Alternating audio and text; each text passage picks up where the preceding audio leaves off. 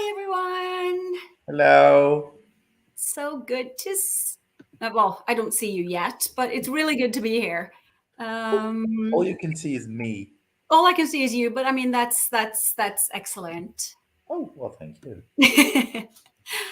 um, so what we're going to be doing here today, basically, is bringing on a lot of people just to share their views, and some of them are in Liverpool, some of them aren't. I know a few were at the jury rehearsal yesterday. It would be interesting to hear how everyone did. Hi, how everyone did. I mean, it does count for 50% of the votes. So that will be interesting. Hi, who's going to win? Italy? Viv, I love you, but no. Yeah. I mean, anyone but our neighbors to the east. You will have a rotten evening. I know. I'm just so over it. Yes, you Yeah. will have a rotten evening. No, I mean we can have the ones to the slightly further east. You want Russia to win? They're not here. Oh, Finland. Oh, you want Finland? Well, if I have to choose between those two, yes. Well, guys, I am in an absolute shitty mode because I lost my number one for the second year running in the semi-final, so I'm done Who was with. your number one this year? You know me, my dear. Yeah, but I mean, seriously, that's only because of the flag. You can't seriously, honestly tell me you like that song. Yes, I did. No, you Yes, don't. I did. I played it about 10 times a day. I loved it. Yes, I did. Oh. So, yeah. I think my number one for tonight is. Oh, God. My number one for tonight is now Cyprus. Well, Cyprus. No. No, Absolutely not. No, it's not. No. This is true. She does that every single year. No, I don't. Every time they sing a ballad, you do. No, I don't. I didn't like them in 2015. That was a ballad. Terrible ballad. 2015. I was still wearing diapers in 2015. I know. You're a baby. Yes, I was. Yeah. Oh, I'm going to be a grandma. She is going to be a grandma, guys. Yeah. Yeah. No, I mean, I predicted a win for Italy when Soldi was there. Wrong. And it should have won. No. I predicted Måneskin, and that was right. Even though I probably would have preferred Spain. No, sorry, France. Oh, whoa. You had me for a second there. Yeah, no. France. But no, seriously, I have loved this song since before it was chosen. Hi, everyone. Hi, Sasha. Hi, Amber. Yeah, I mean, you lost your number one. I lost my third and fourth. Who were your number 3 and 4? Georgia and Latvia. Oh, yeah, well, that makes sense that you lost them. Georgia, I was quite sure was going to qualify, though, because with the people I watched it with and the people I talked to beforehand, everyone sort of liked it. No one sort of loved it, but everyone were like, "Oh, this is a good song. I like this." Latvia, I knew was doomed. Yeah. I had Georgia down as a non-qualifier since about a month, I think. Okay. And it was really weird because we were at Eurovision in concert in Amsterdam, which was a lot of fun. And we were all sort of going through who wasn't there. Like, okay, France didn't turn up in the end, and Poland wasn't there, and Greece wasn't there, Cyprus wasn't there. And we were all sort of struggling who else wasn't there. We all forgot that Georgia even existed. And that, for me, was one where I went, oh, that's not a good sign. And No. then when the vocal powerhouses of Albania and Estonia were doing so well on Thursday, it was like, yeah, it's dead. It's gone. It's Mm. absolutely gone now. But the thing is, though, I've yet to find a song in Estonia. She's amazing, Yeah. but there's kind of just, I don't know, sounds there. There's no way I'll ever be able to remember that song. No, but that is what Not even while I'm listening to it. yeah, but that's what my guests had with Georgia. Because after 2 minutes, they were like, I didn't know Georgian was this ugly. And I was like, it's not in Georgian, it's in English. Yeah, it would be a lot better if it was in Georgian. Yes. But someone, Sasha said, Georgia lyrics. No one heard the lyrics anyway, so it doesn't matter. I mean, we're the only ones who know the lyrics. I'm sure AI did those lyrics. Yeah. No. Oh, Lee, that is impressive. Ooh. 10 out of 10 on Tuesday, 9 out of 10 on Thursday. Now, I'm thinking 10 out of 10 on Tuesday wasn't that hard. A lot of people had that. But yeah. 9 on Thursday? That's actually quite good. Most people landed on like 7 or maybe 8. Yeah, and having Georgia in isn't that weird either. No. I'm more surprised by the fact that you thought Poland weren't going to qualify. That might have been wishful thinking, though. I don't know. Looking at the YouTube statistics, they might have even won that semi. Yeah, probably. Because they are miles ahead of everyone else. Yeah. I have to admit, though, that's very, very, very much not my kind of music. The chorus always makes me start moving. I really, I wouldn't say I like the chorus, but the chorus makes me smile. It's a very happy chorus. It's very summery. The verses are non-existent, though. It was a very welcome change in Thursday's show, where a lot of it was dark and quite heavy, moody, and then you had Poland just being all over the CapCut things on screen. Yeah, and I mean, it was really fun. They made absolutely everything they could out of that song. So watching it, it was like, yeah, I think this is going to qualify for sure. Yeah, absolutely. Didn't think so beforehand. No.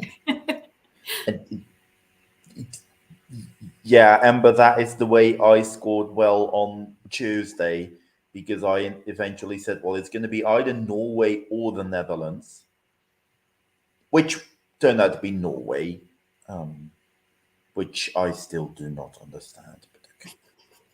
Sorry, Viv, I know you're Norwegian, but well, it doesn't mean I like the Norwegian song. No. Sometimes I do, sometimes I don't. This year, it's just middle of the table for me. Yeah, for me, it's not that I dislike it. It's just not my kind of music. I like her. I think she's cool. Yeah, she's cool. Yeah, but she could be a phenomenal television host. Oh, that too. Yeah. Yeah.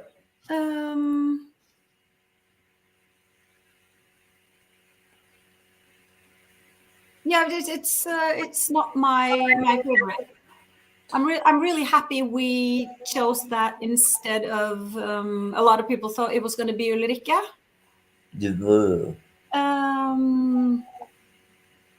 And that was very much a non-song for me. I really, really, really wanted Jone Ekko in Mai. That was the only choice for me in Norway this year. But yeah, I know a lot of people from outside Norway wanted Atle, Masterpiece. Oh, yeah. I think you have to be a parent to understand that song. Yeah, I'm not. Because both Rodrigo and I were in tears. But that was mainly because of sort of like the meaning behind it and all that, not the song itself, maybe? No, the song itself was no. No. Okay, I'm going to leave you to speak for a sec. I'm still here, but I'll see if we can tempt someone to come. Yes, we can get some guests in. Just to give you a quick run through of the program we're going to get today. As you see in the title, it is the pre-show chat with Viv. I am here now because I'm sort of her first guest. I will also be her co-host for the day. Whenever she needs a break, I'll jump in and do weird things. What we are going to be doing is we're going to be here until about 4 Central European time, so another almost 3 hours. And in those hours, we will have several guests from other fan sides. We will try and get some of our team in, some familiar faces, some new faces, get some people who know their way around Eurovision, discuss the topics that we've had in the past couple of days and weeks. Sort of give you an outlook on how we see things, because we will be discussing who we think is going to win the contest quite a bit in the upcoming hours. We can sort of put it in our names. I think Viv thinks Italy is going to win, and I think it's going to be anyone but Italy. No, I personally think that it's going to be. My hat says it's going to be Sweden, but my heart is looking for about 1,000 alternatives and ways in which Loreen doesn't win. But I am going to say it's going to be Sweden. And this is one of the topics that we definitely want to discuss today. Luxembourg coming back to Eurovision. They last participated in Eurovision when I wasn't even born, and Viv was already doing Eurovision reporting. So When were they here last? 1993. Oh, that's the year my son was born. See? Yep. Viv was already doing the God's work in this world, and I wasn't even here. But Luxembourg are coming back, so we will definitely be discussing that. We will be discussing countries like Armenia, indeed. I cannot begin to explain how much I agree with this. This is my number 2. I love this with a passion. It's your number 2, and I want to do a number 2 when I listen to it. All right. Hey, hashtag politely. I'm going to kick you out if you keep talking like that. Sorry. I think this is more likely, though. Yeah. I personally think that Finland is going to win the televote, Sweden is going to win the jury vote, and it's just a matter of seeing who was closest in the other vote. And my gut feeling says that Sweden will be closer on the televote than Finland on the jury vote. So, yeah, I have to admit that when it comes to these two, none of them are like in my top 5, probably not even 10. Very controversially, I don't think that Loreen is a very good singer. I think she's an excellent performer. Yeah, she's a great artist. Yeah. But when I listen to her, it's like half of the song comes through her nose instead of her mouth. She is so nasal that it just, I want to claw my way out of something. I don't know. And she has been pretty much off key for half the song. She reported during a lot of the rehearsals. Yeah, according to our Costa, who is in the press center in Liverpool, she was terribly off key in the jury show last night. It was not a good performance. Okay. I'm also not a huge fan of the song.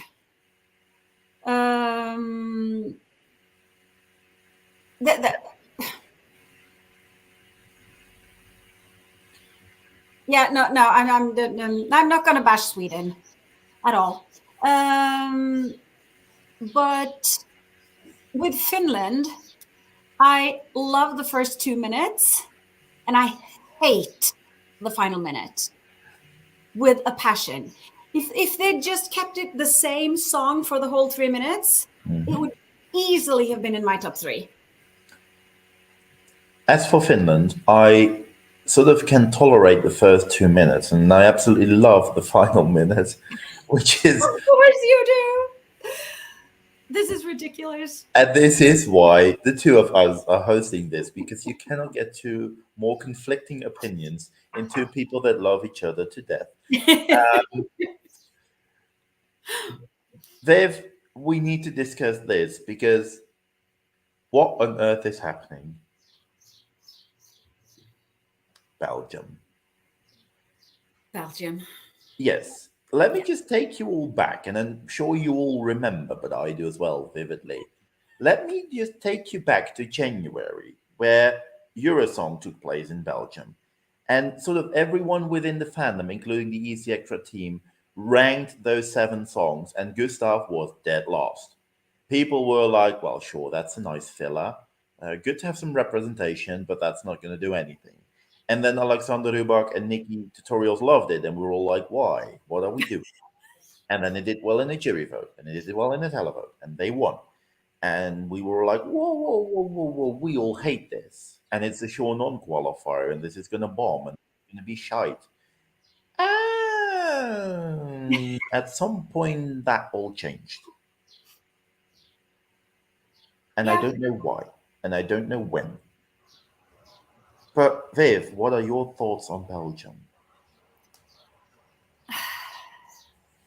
It's a bit like the verses of Poland. It's totally not me at all. It's everything that I personally don't like in music. But at the same time, he's very competent. The show, visually, it looked good. And it looked fun. So I'm thinking that I can understand why it qualified. I can understand why people liked it. Don't think it would have qualified if we had a jury in the semis, maybe? I don't know. It is a very, I'm very not sure. competent performance. Yes, it is. And Yeah, not my kind of music, but I can totally see why it qualified. yeah, and the thing is, and I'm going to make a little bridge to something that we've been doing this past week. Together with Bet Eurovision, EC Insight, and the Eurotrip podcast, we did the audience poll. And the audience poll is where we get like 2,500 people in to give us a vote when they leave the arena after the evening dress rehearsal. We did it on Monday, we did it on Wednesday, and we did it last night. And of course, Finland was first and Sweden was second. But Belgium was third last night.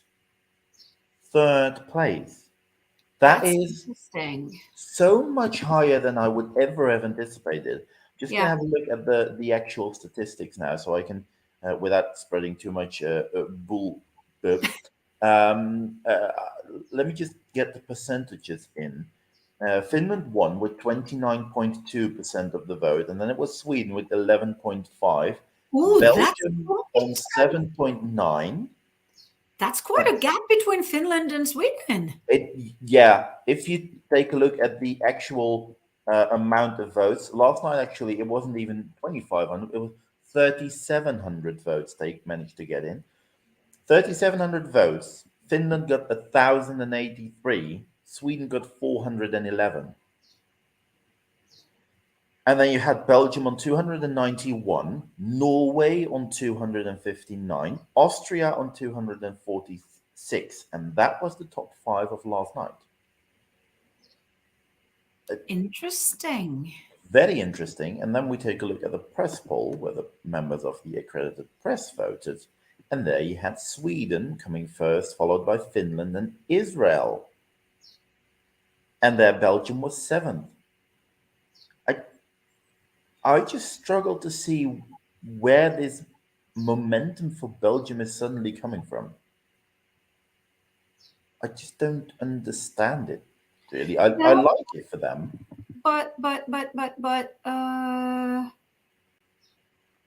I I saw a comment. You saw a comment. This one.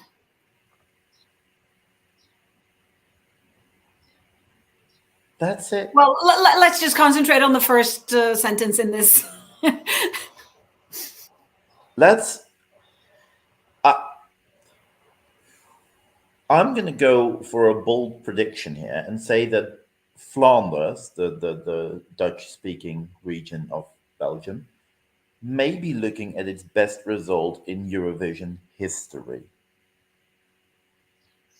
And that is a bold prediction, because their best result to date is a sixth place, and I'm not going to be surprised if Gustav hits that top five tonight, because he will have jury support and he will have televote support. Mm. So I wouldn't be surprised to see Belgium doing top five tonight.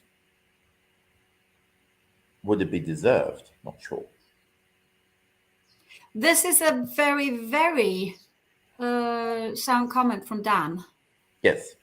The main victim of that, or the main discussion topic, is Loreen in that aspect. Because people in the hall last night said, "Oh my gosh, she sounded amazing."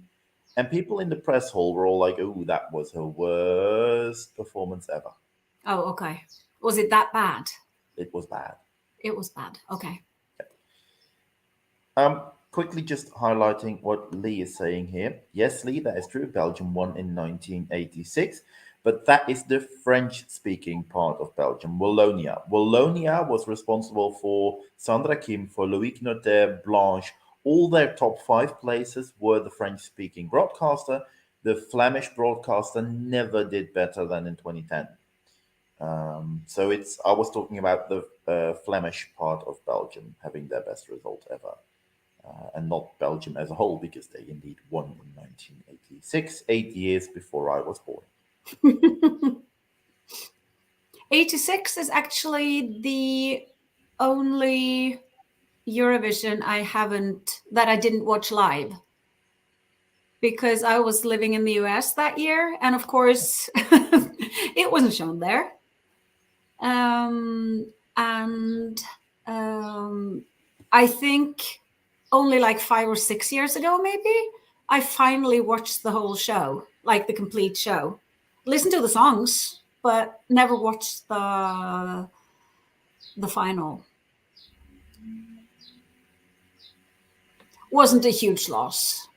No, I was just thinking what my number one was in that year. Yeah. Looking back and everything. There were like a few really, really good ones, and then there were a lot of not so good ones. Yeah. And yes, I think Gustav could pull a top five tonight. He could. Yeah.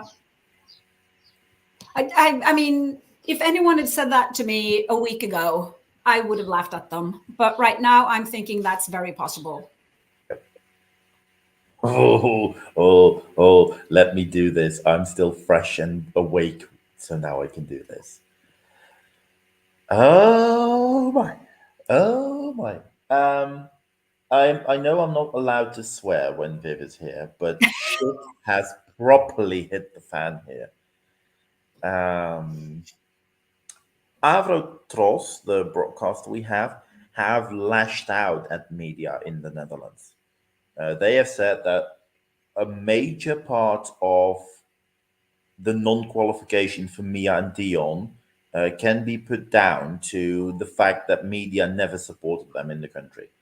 RTL Boulevard, a big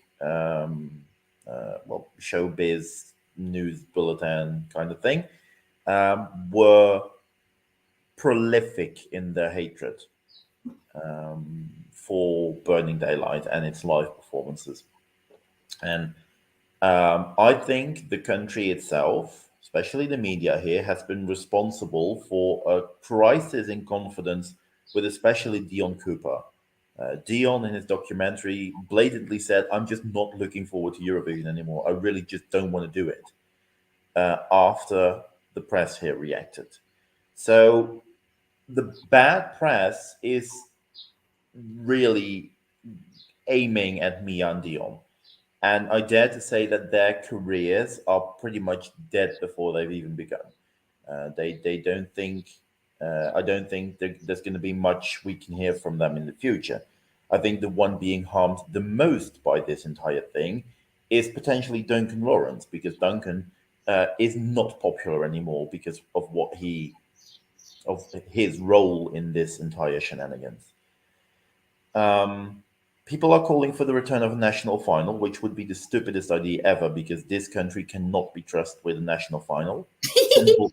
No, that is absolutely simple. The last two national finals we had with open artists, we chose Seneca and Joan Franca. Let's just not do that. Let's just not.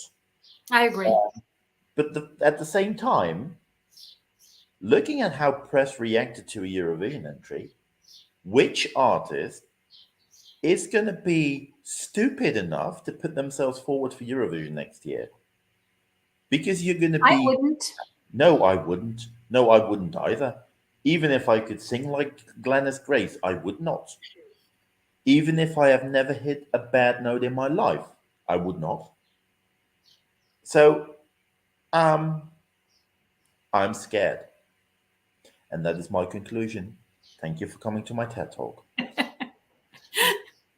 Excellent. Yeah, no, I'm dead scared. Oh yes. Oh, here we go again. Yeah. The drama. I'll just The leave you to drama. it. Yes, the drama, mama. Um, this is also related to the Estonian entry of this year. So that is interesting because Viv can't remember Estonia, but this is related to Estonia. The composer of the Estonian entry, Wouter Hardy, he's actually from my city. Go him. Um, but he had an interview with a newspaper here just to comment on the fact that he has a song at Eurovision this year. Yay, go Wouter. Um, but in that interview, they also asked him about his collaboration with Ilse and Duncan on Arcade, because he also produced that.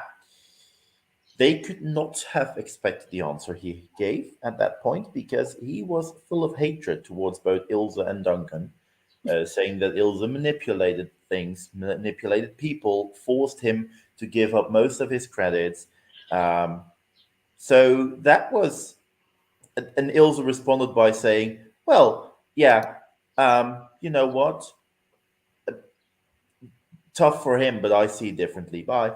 That was Ilse's reply, and Duncan just kept silent the entire time. But yeah, Duncan, Ilse, Mia, Dion, it's all drama.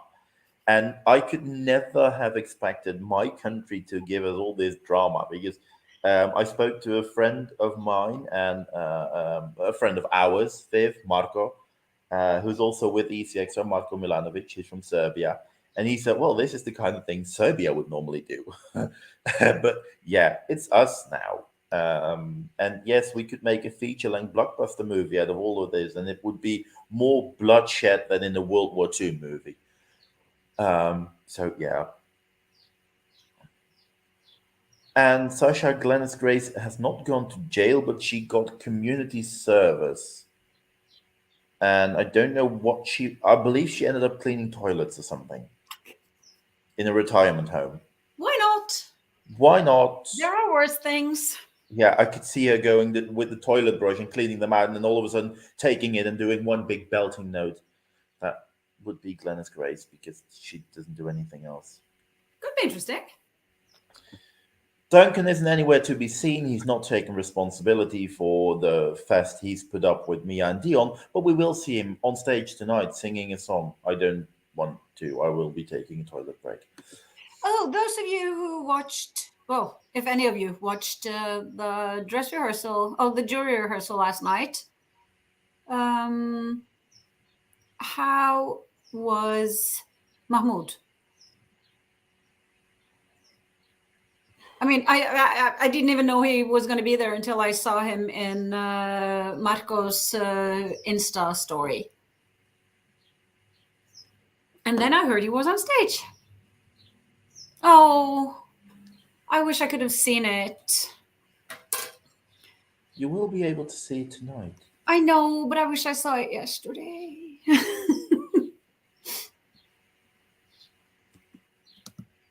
Yes, he is.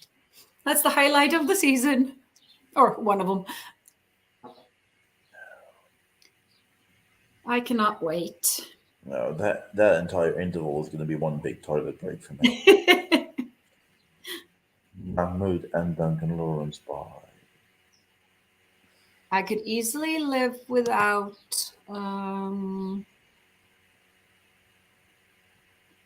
Duncan Lawrence. I mean, I remember before Eurovision when he won, I probably had him in sort of like 5th place or something. I liked it, but it wasn't my favorite. And then when he won and beat you know who, I decided that it's the worst Eurovision song ever. It's not really, but I do not approve of that winner. I approve of the country that won. Oh, me too. But not that year. They should have won in, when should they have won? They should have won in 13. 13, 14. 13. Yeah, 14 as well. No, I had another winner in 14. You were wrong. Yeah, Caroline, I'll quickly explain this. We know that the EBU have chosen to, they restricted press. And restricting press means that we had years in the past where we had about 10 to 12 people in the press center working for ESCXTRA.com. Last year we had 2. And that was just a lot of hard work to get the stream rolling and doing the work that we had to do on the ground in covering the rehearsals and getting all our articles ready and getting the interviews done. And this year, we didn't have that many people on site as well. We had four people on site who were busy with the interviews, with the rehearsals, with the meet and greets, with editing all of our content, which means that we simply had no hands on the stream, especially because we had no online accreditation. We couldn't actually provide you with any information, especially during the first week. And during the second week, none of us, Viv and I were both asking people, like, did you see the dress rehearsal? Because we didn't. So there wasn't a whole lot to be shared from our. You would have basically been stuck with me talking rubbish for a week. Yep. And that would have been fairly dull. Yes. So we decided that, we love seeing you guys, but that is why we had to decide eventually to make the stream a one-off in the pre-show thing that we're doing today. And indeed, streams were banned from the press room with very, very restricted, big restrictions on it. Thank you. I love spending time with you guys as well. And I have to say that I enjoyed very, very much spending real life time with in Berlin. After I went to Berlin to do the Berlin half marathon, I just realized I probably said Berlin like 7 times in that sentence. But it was amazing. Yeah. Sasha, we had 4 on-site accreditations, and those were the people that were actually available to do work for the past 10 days. So that is why we chose that option. And we are indeed very sorry that we couldn't be here with you all day, because we miss you, and seeing you again is just wonderful. But we had to make a choice, and it hurt us a lot to do it. But yeah.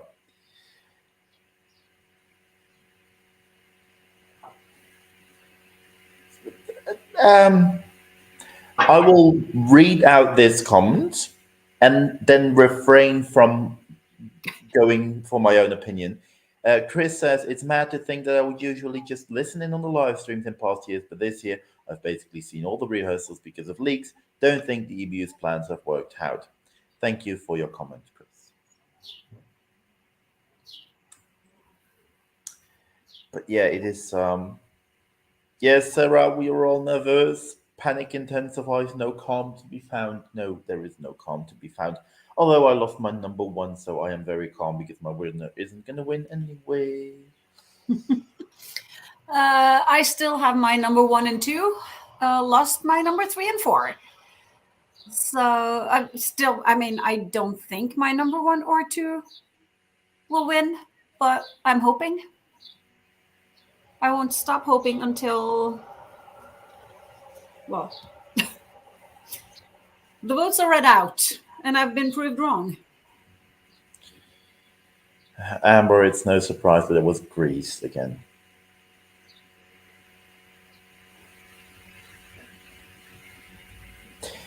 This is something that we will definitely be taking on board for next year, Berlin. We will be looking at doing post-show chats. Potentially people. Yeah, I really wanted to. Yeah, I know. I miss you too. Yes, so we will be doing that again next year. Yes. Sorry, we need to highlight this first, and then you can do whatever you want. No, I misclicked. I wanted to click the word hide comment, but then you did this, so that was good. Yeah. Actually, Berlin, I think the entire fandom, even the ones who have Sweden in their top 3, will be hoping for an exciting result tonight. And having an exciting result tonight means that Sweden will at least not run away with things. Yeah, and based on yesterday's dress rehearsal, the jury rehearsal, which is 50% of the vote, they might not win the jury. I could easily see Sweden being third with juries, second in the televote, and winning because Finland bombs in a jury vote and Spain bombs in a televote.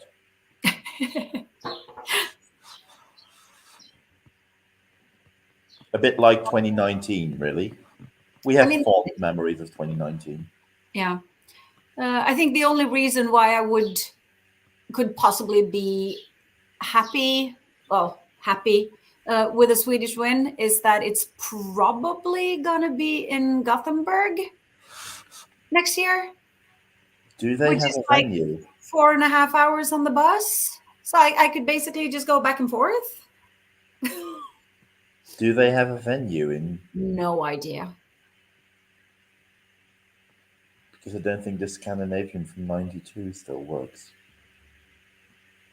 No, but I mean, everyone's been saying it's like Malmö, Stockholm, Gothenburg. Malmö, Stockholm, Gothenburg. Oh, they'll build one. Yes. What else? Absolutely. I'd be fine with that. It's warm and cheap. Yep. And it's actually my number one in the final. Kind of okay with that because even though it might not be super warm, it's cheap. Yeah.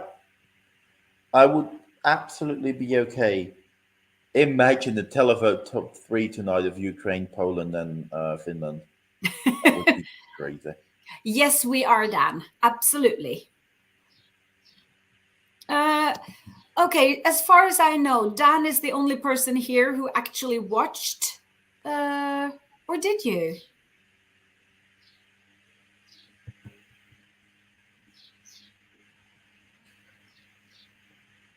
Because I mean, everyone who... Did you? Looking at the... I'm going to just take the blog that our Costa did live from Liverpool, and he wrote for Sweden. Before Sweden, we get an actual scheduled break, which features a segment recapping Junior Eurovision. A few years ago, we used to get interviews and performances from reigning Junior Eurovision winners. However, this has now been stripped to a mere video call from Lisandro. As the current favorite to win, the expectations were very high tonight. After nailing the dress rehearsal earlier, this was possibly her weakest run we've seen all week. I'm genuinely curious as to whether her in-ear was working at all, and I won't be surprised if she had in-ear issues. At this point, I am hoping she's backstage speaking to the technicians. But I mean, if she did, she would have been allowed to go again, wouldn't she? If the issues were severe enough. Yeah. Which I mean, you said it yourself without trying to be shady here, guys. Loreen is not the vocal magician that some other people are. She is a very good artist. She is She is an a very good excellent performer. performer. She is possibly the best performer up there. But Yes. I wish this was more about the song and the voice than it is about the visuals. Yes. Exactly that. Okay, so we have, oh, Mickey, shush. Very happy to see you, but shush. Shush. You poor thing, you're back here for 5 seconds and you get a shush. Yeah. Okay, so we have a guest waiting backstage. And I think we'll just bring Thomas on. Yes. Here we go. Hello, Hi. hello. Hi. So since you're new on the stream for this year, what do you want to talk about? Oh, I have to come up with something. I thought you were just gonna. No, I was direct gonna me. since you just popped in, you can decide what you want to talk about. Oh, hi guys. Let's not talk anymore about Sweden, please. So I was anything just- but. I was just gonna say Sweden. Ugh. Oh, okay then. It was good to see Mickey's comment that maybe she wasn't as bad as all that. Yeah. Okay, I'm just gonna highlight this. No, but I don't dislike it. I mean, first of all, there are no key changes in any songs this year, so it's not my kind of year. But Everyone's decided to lie down instead. yeah, and the dance breaks. So I have I think I have 8 or 9 songs that I like, and yeah, that is one of them. Yes, that can sort of go up and down between 1 and 8 depending on how they do live. So yeah, Poland's up there, Sweden, France, Austria, Cyprus, Spain, Italy, Israel, Norway. Yeah. I normally say Thomas is one of the people with the worst taste I've ever met. But That I've is kind of strange though, because Coming you and from I you. never agree, and Thomas and I never agree. Which No. means that you guys agree. Yes, because I've just heard his top 10, and I've got France, I've got Italy, I've got Austria, I've got Cyprus. So I seem to be agreeing a lot with Thomas this year, which means that I will need to rethink my life choices. Oh, I would too. Yes. So, Sarah, yes. Let's discuss the masterpiece that is WIV. Right, that means that I am going to write an article and be back in 15 minutes. Oh, no. I'm actually going to do that. So you two Norwegians have a good chat here, and I'll be back soon. We will. See you soon. Yeah. Yeah. Okay. I mean, you usually like Italy a bit more than I do, but I think, and you do this year, but I enjoy it quite a lot. It's a very nice song and a very good performance. Yeah. I actually do like Croatia too, but maybe not for the win. Crazy person. It's fun. I mean, normally I don't really go for the joke entries, but there's just so much to that Why one. would I put lemon in my coffee? I mean, I don't even drink coffee. I only drink coffee if I can get Bailey's in it.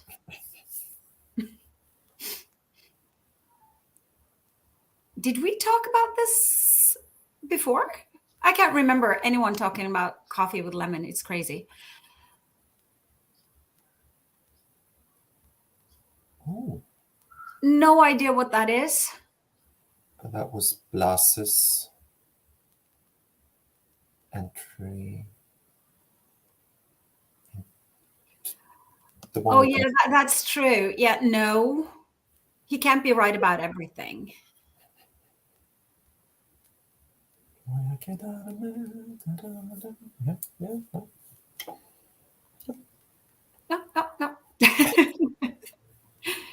That's right, 21. I was just confused if it was the one that didn't go because of the cancelled contest. Was that the moon? Was that the moon thingy? Yeah. Oh, okay. Yeah. Don't remember the song. Remember the moon. Okay, let's see here. So Croatia is okay, but you're right, not for the win. It's quite bonkers. The message is there. Yeah, I mean, the thing is, I approve of the message. I think they're fun to watch. I just want to scratch my ears out having to listen to it. So, yeah. Well, Mama bought a tractor. Yeah. So? Okay, do we like Finland or not? I like the first 2 minutes a lot. If the whole song were like if it didn't change, it would easily be in my top 5, maybe in my top 3. But I hate the final minute with a passion. So that's enough to just no, sorry. But I mean, I guess I would be okay with the Finland win. No. I think I'd rather have a Finland win than a Sweden win. Maybe because I think Sweden has won enough in the past few years. Yeah, I guess it does, but still there's a way too long bit there. That is very unpleasant for me. As usual, we are in complete disagreement since I can't stand the first part of it and I really enjoy the last minute and 10 seconds. Did you listen in on what Nick said? Did he agree with me? No, I didn't hear it. Yeah, he said exactly that. Oh, okay. Yeah. But I mean, when I watched it, I actually thought the part that I musically don't really like was the best one. And then the last part of the song where musically it's what I like, I didn't think was quite as good on stage. So, yeah. But I still don't want it to win. No. I mean, I totally understand that. Holding thumb for Loreen and Sweden.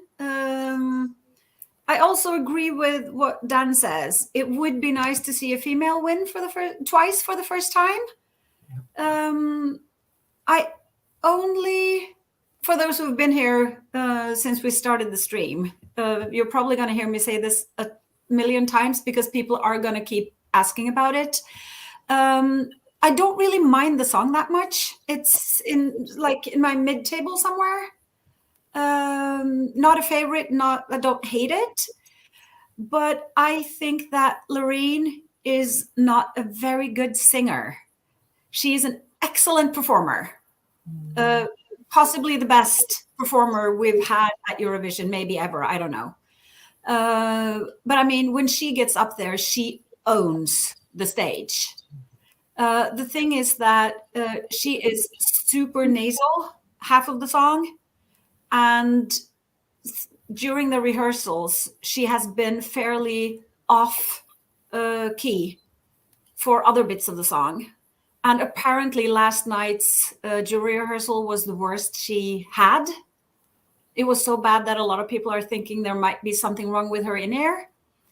But it can't have been that much the matter because then she would have gotten to do it again. So I mean, I don't know. For me, Sweden is in the middle. Yeah. I mean, Ireland's had that record for too long now. Yeah. So who is my number 2 finisher other than Finland? Yeah. I mean, Sweden, Finland. What else could there be? I mean, realistically. I mean, I know who I want to win. As always, I'm going to be wrong. I wouldn't be surprised if my favorite finishes second because they do all the time.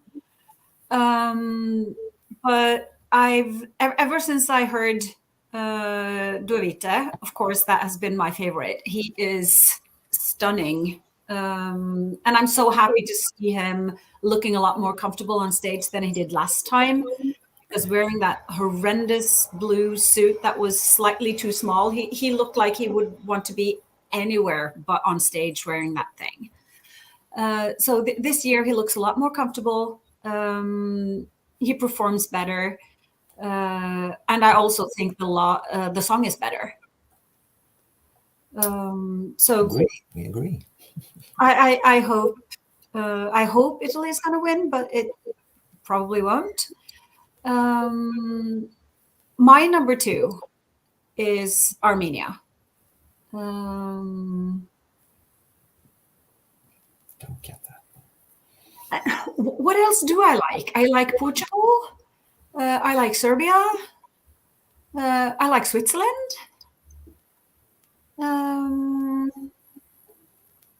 What else do I like? You know better than me what I like. At least you remember better than me what I like. We went through it on Thursday. Did you sort of liked Cyprus, didn't you? Yeah, Cyprus is fine. Mm-hmm.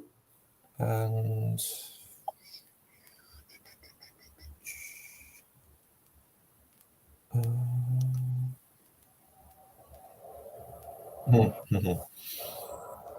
France was a bit sort of either way. You like part of it.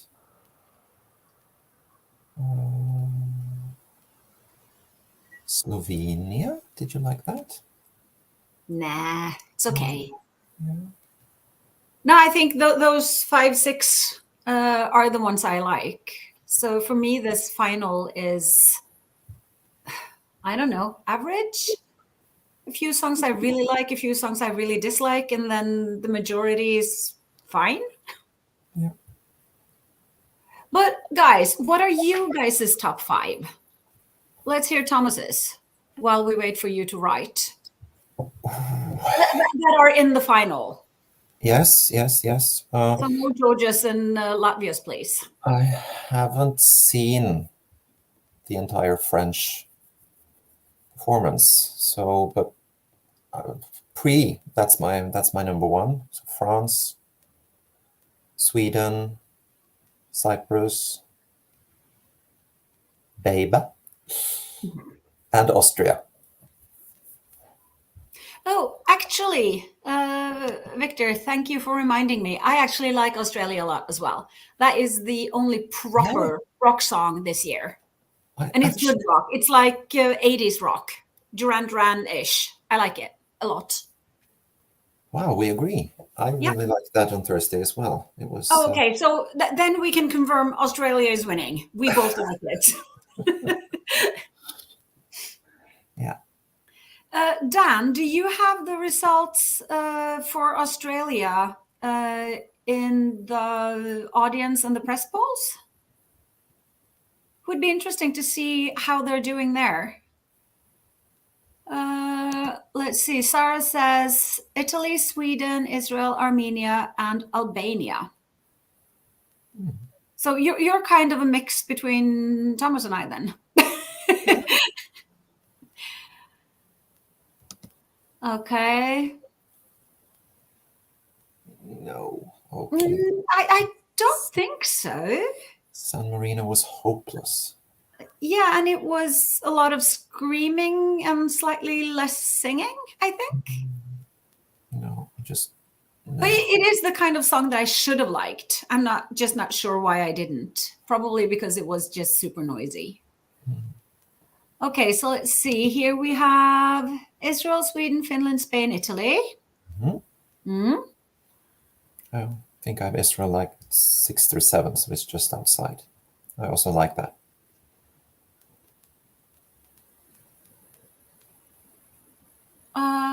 Okay. Croatia, Finland, Austria, Lithuania, Norway. Nice. Interesting. Yeah. It's also kind of interesting that we are two Norwegians sitting here and none of us have mentioned Norway. It's in my top 10, but not my top 5. So I think I probably have it around somewhere between 10 and 14-ish. It might sneak into my top 10 or it might stay just out. Okay, so I think a lot of people agree with this because it was really good live. Yeah, that's true. They are very good. Yeah. Okay, so let's see here. Australia came joint 7th in the press poll and 6th in the audience poll. Ooh, yeah. That could be interesting.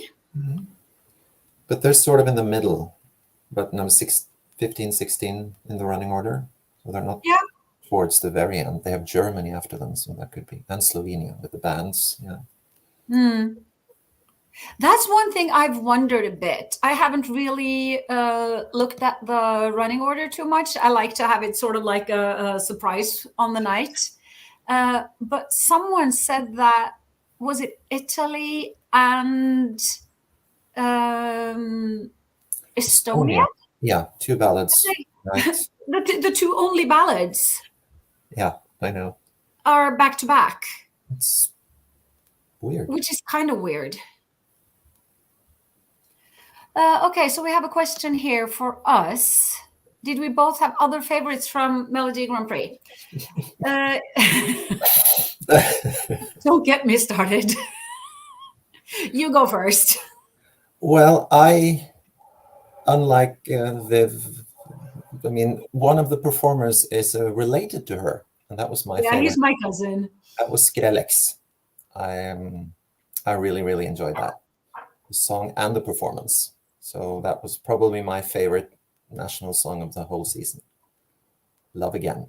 You really are strange. As I've said before, it's a good thing I already love you. Yeah, so I think he's great. I think he's a great singer. But that song is everything I don't like. Well, entering my ears. I'm sorry. Catchy, melodious, fun. Yeah, okay. Yeah. No, your favorite was? My favorite was Elsie Bay.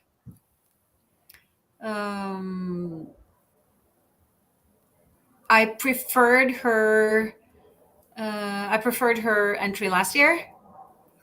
It was last year, wasn't it? Yeah. Yeah. 2 years. Yeah. But there's just something in her voice. I never get tired of listening to her voice. So that was the reason. Let's see. We missed some of the top 5s. We did look at that one. Yeah, I think. And Dan. No. Yeah. Let's see. Victor said Sweden, Israel, Norway.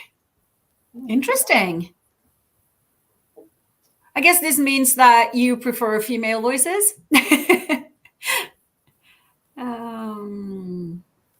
And then Mickey says Spain, France, Sweden, Slovenia, and Lithuania. Lithuania confused me on Thursday.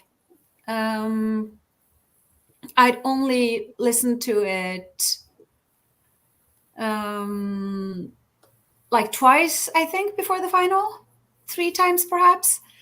And I kind of couldn't decide whether I liked it or not. And then seeing it on stage, it was just confusing. I didn't really get it. And Slovenia, average. Yeah. I like the first minute and a half, and then I kind of drift off every time I listen to it. So it just doesn't grab me, I guess. Yes. Hi, Brocode. San Marino would normally be a me song, but it's not. I every time it comes on, I go like, I wish I liked this. And then I don't really.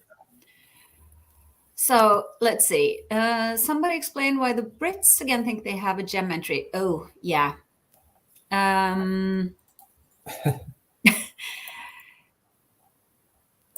Well, You go. I have a message I need to answer. I think they have one of the best choruses of the season, and I haven't seen the performance, seen any of the streams or anything.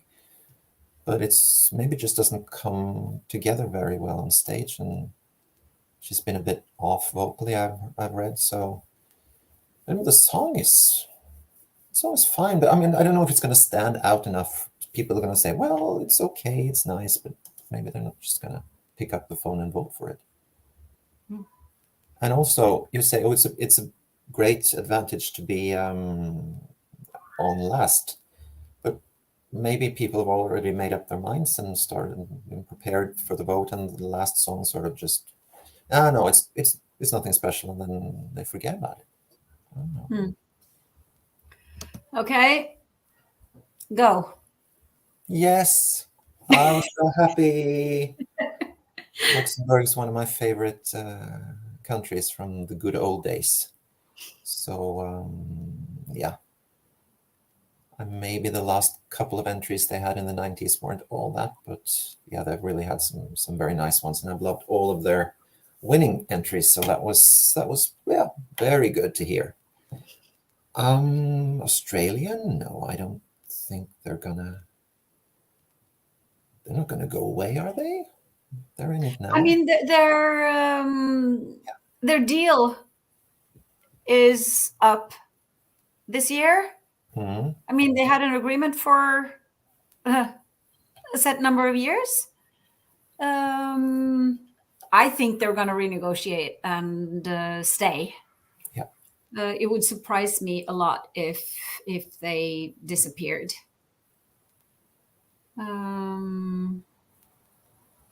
Especially if they can get a good result this year, which things might seem as though they are.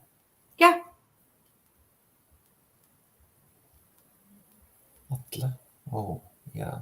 That was a nice one. Oh, let's see. Here we have Caroline's top 10. Yep. Let's see. Sweden, Spain, Australia, France, Slovenia, Austria, Norway, Lithuania, Germany, and Ukraine. I think the biggest, well, the thing I agree with the least here is probably Germany. We agree again. Wow. Yeah, because I mean, Sweden, as I said, I have mid-table. Spain, I can see that it's good, even though it's not. Rodrigo's not here, is he? It's not my thing at all. I like that kind of music, but not this one. Australia, yes. France, like half of it. Slovenia is okay. Austria is, I don't know. I really don't know where to start on Austria.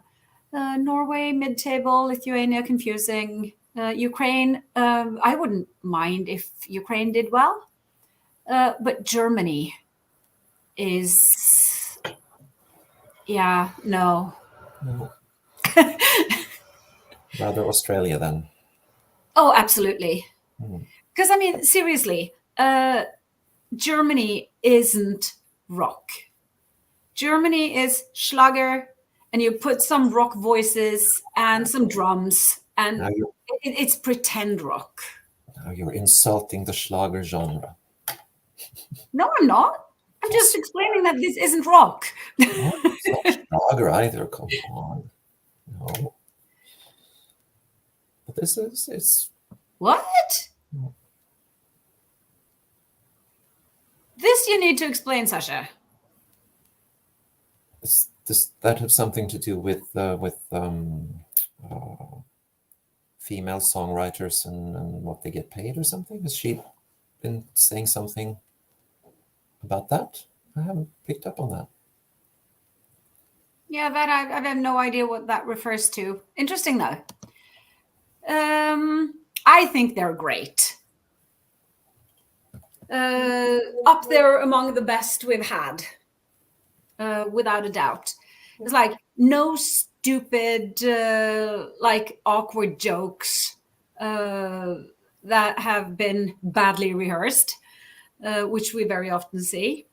They're super professional, all three of them, and I'm a bit. I am a bit curious to see how that guy is gonna fit in with them.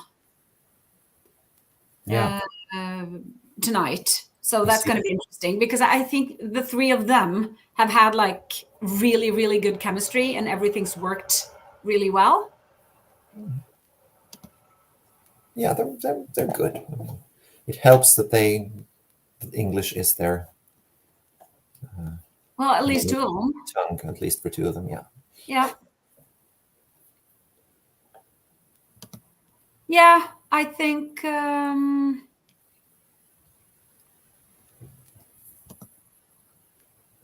I think they're really good.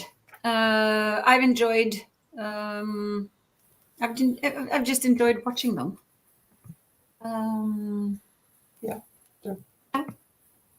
they're good, really good. Well, fine. Okay, so the Brit says May's coming bottom 5. Well, based on what we've heard from rehearsals, that would not surprise me.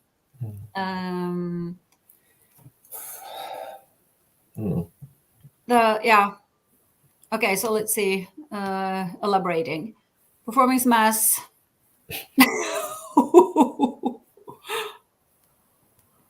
I saw a clip though from who was it? Someone in the arena posted on their Insta story a clip of the stage hands standing like just off stage while Finland was rehearsing, and they were just rocking. It is the coolest thing I have ever seen.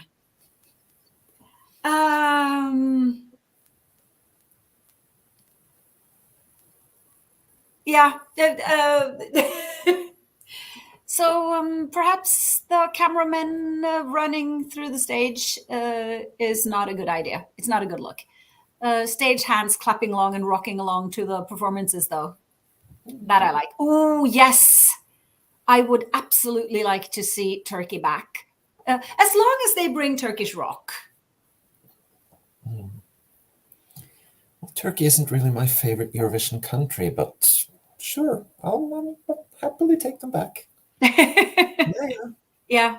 But I'm more excited about Luxembourg.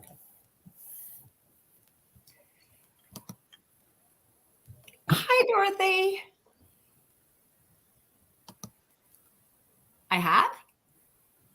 I got glasses on.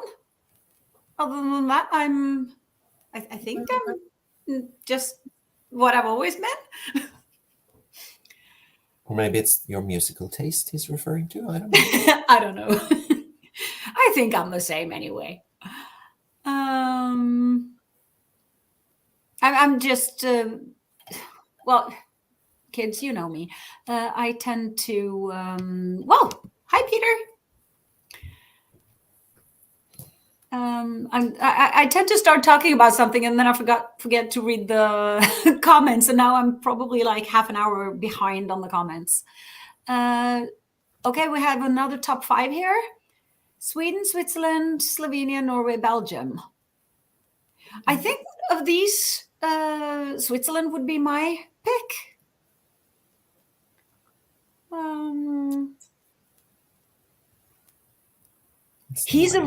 I mean, that song is quality. It's like both the song and the performance. I really, really like his voice. That's true. He does look like he belongs in junior a bit. But yeah, I was really pleased when Switzerland qualified. A lot of people thought it shouldn't, but yeah, it made me happy. Okay, so Finland, Sweden, Norway, Israel, and France. Well, based on your name, you're not Nordic, but based on your top 5, I would guess perhaps you were. Yeah. Quite a few of the same countries in your. I haven't seen that many that have something completely. Someone had Croatia there. I think is the most. Yeah. Out there. Otherwise, quite a few of the I'm same. really happy to see that you have Finland first, though. Good decision. Yeah. Okay, this I have no idea about. So, Thomas, you probably know? No, at least, well, for the winner, I think they have. Yeah. But I think Nick would probably be more into that. Nick, come on and tell us. I know you're there. Or maybe some of the children know this better than us.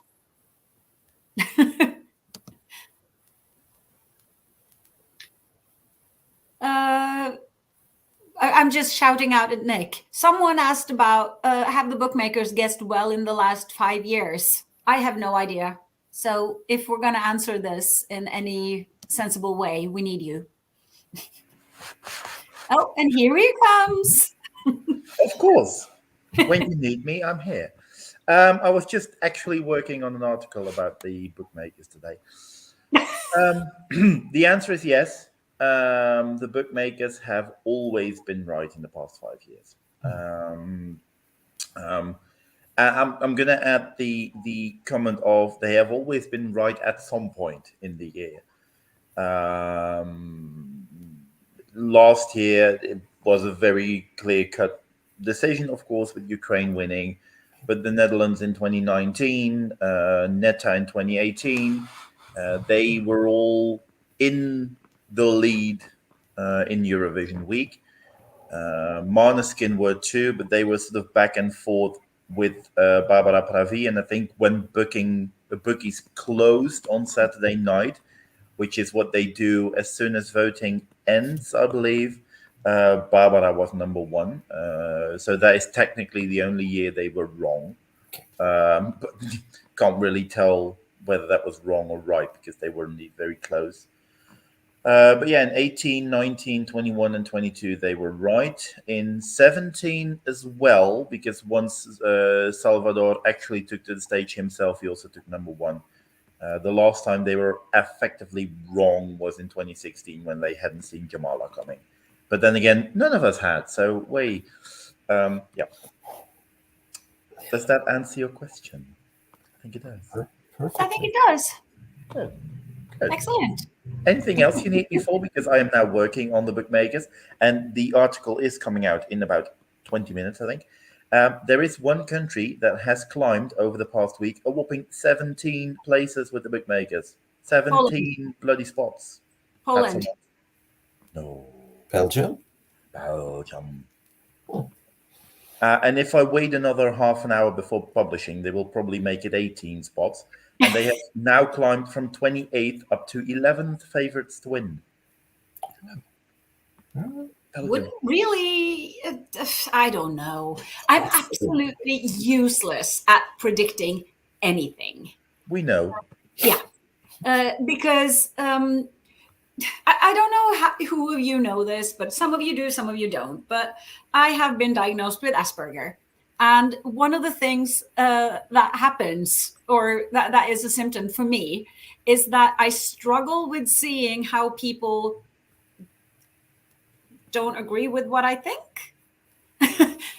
At least sometimes, and especially with music. It's really, really hard for me to hear a song and sort of understand that other people might not feel the same as I do about that song.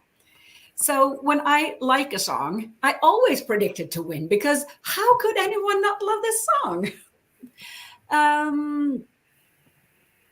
But I also realized that most people don't like the same songs I do. I mean, I lost Latvia in semi-1 and I lost Georgia in semi-2, and they were my third and fourth place this year. So the best thing for me is to like the pre-qualified entries, because then no one can vote them off. No. They can finish bottom of the scoreboard, my dear. Yes, and they do. And mostly, yes. No, they don't. Mostly my favorite finish is second. Yes, because you support Italy. And Turkey. Ooh, they might be coming back, I feel. That would be very, very good. Okay, this is just the explanation from Sasha. So she was offered a co-writing mention. This is very not her style of music, though. This is interesting. Okay. It is very much better than what she does, yes. No! Go away! Oh. You can come back. Thank you. Oh. I love hosting. She forgets that I'm the editor-in-chief now. I don't care. No, You're wrong. She doesn't care. No, she doesn't care. That's the problem. I have an authority problem, guys. I have an authority problem. Yeah. I found a sweater yesterday. I went to a vintage clothing store, and it says, "I do what I want." And I was like, I should get this. Oh. Mm-hmm. Oh, but you don't need a sweater to tell us. We all know that you do that. Yeah, but I mean, then it could be sort of a warning to people who didn't know me that well. Oh, yeah, that's true. Yeah, something like that. Yeah. I see a question here about Malta that I would like to answer. Without being shady about Malta, Malta is probably my most hated Eurovision country alive. I hate their selection process. I hate the fact that we see the same last names and the same first names popping up every single year. And I hate that we sort of know who's going to win the national final before we even hold the thing. I think Malta changed it up this year because I was 100% convinced, 100,000% convinced that Brooke was going to get it, because Brooke Borg was just the one. She was the chosen one. And then the national final happened and the busker won. And I think Malta are actually on the right way. They made the right choice. They did exactly what they should have done. And for the first time in Eurovision history, I would like to say that Malta deserved a spot in the grand final and wasn't given it. And I think Europe was wrong. So Malta, I do support you now, but don't F it up and bring back another. I know Thomas loves her, probably. We've never discussed this, but I'm going to bet my right testicle on it. Don't give us another Claudia Faniello, please. Oh, yes, please. Let us do. I do not very often agree with anything you say.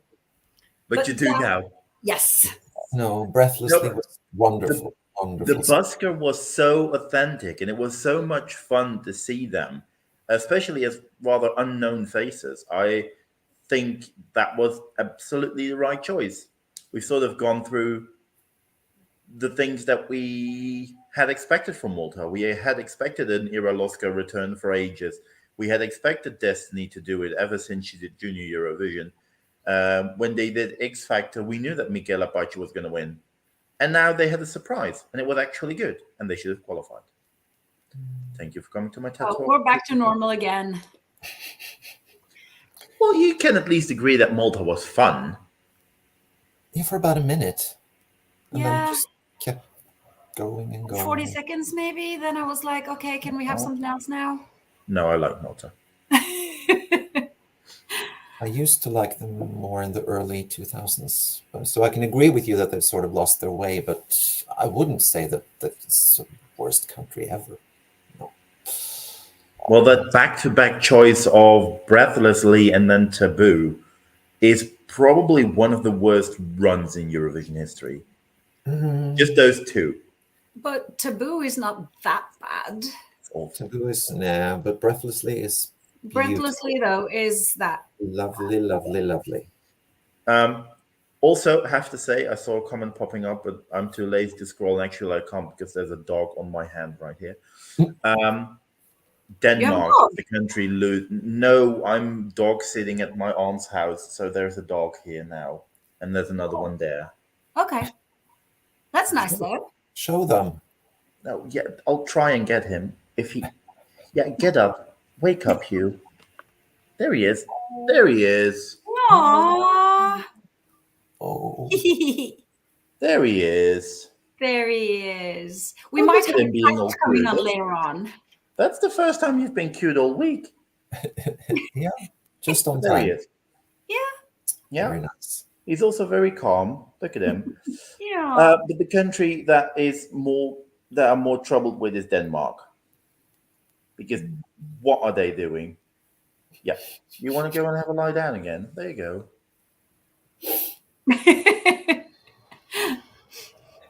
Okay, so we have been asking the children for their top 10, and we have top 5, and we have another one here. Finland, Croatia, Austria, Spain, Portugal. That looks like something you could have said, Thomas, minus Finland. Yeah. Portugal is just outside my top 10, I think. But if some others don't do as well, and she's good live. I mean, she's very good live. She could sneak in. I think she was the one who actually stood out the most in that semi, at least to me. Oh. That's good, coming from running order, starting number 2. Yeah. And this, don't think it's going to happen, but if it did, that would mean I get to go to Eurovision next year because it's warm and cheap. That would mean we're all going to be bombed tomorrow. Sorry. I think I'm going to have to mute you. I think I'm going to finish my article. I'll be back soon. Bye. Go away. I mean, I do think they'll get a lot of televotes, but the juries they're not gonna win. No, I don't think so. But it would be fun. Wild. Okay, so how did I do with semifinal qualifiers predictions? Awful. As I explained earlier, I struggle with people not liking the same songs I do. Oh, no, I don't struggle with people not liking them. I struggle understanding that people like other songs than I do. So every time I try to predict anything, it's like if I have 6 or 7, that's a win. So yeah, Thomas did a lot better than me though. I think I had 8 in both, so that's decent. I did mostly because of the running order, but I think I had the Netherlands was one of the ones I had wrong in the first, and I had Denmark in the second, but that was perhaps more out of hope than reality. But yeah, no, I think 8. Yeah. I thought I was catching up on the comments, but apparently I'm still like 7 minutes behind. So I'll get to your comments at some point. And if I don't, just write them again.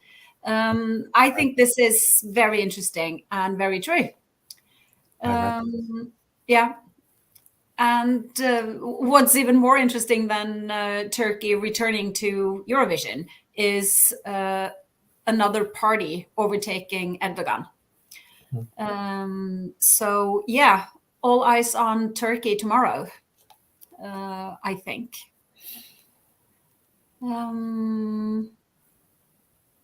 We might have another guest joining us in a bit. There is a huge list of people who might join us. But since a lot of them are in Liverpool, there are rehearsals going on, interviews happening. So they'll pop in if they do have the time. I saw something that I wanted to highlight. Well, first of all, I want to highlight this. Sasha, you are wonderfully crazy. This really, really, really does help. So thank you. I might actually be going to Austria to do a half marathon soon. I'll let you know the details, and it would be wonderful if we could try and meet up. I miss you. How do you donate, just in case others want to? There is a donate button on the Somewhere. bottom right of the stream thingy. Yeah, okay. I think.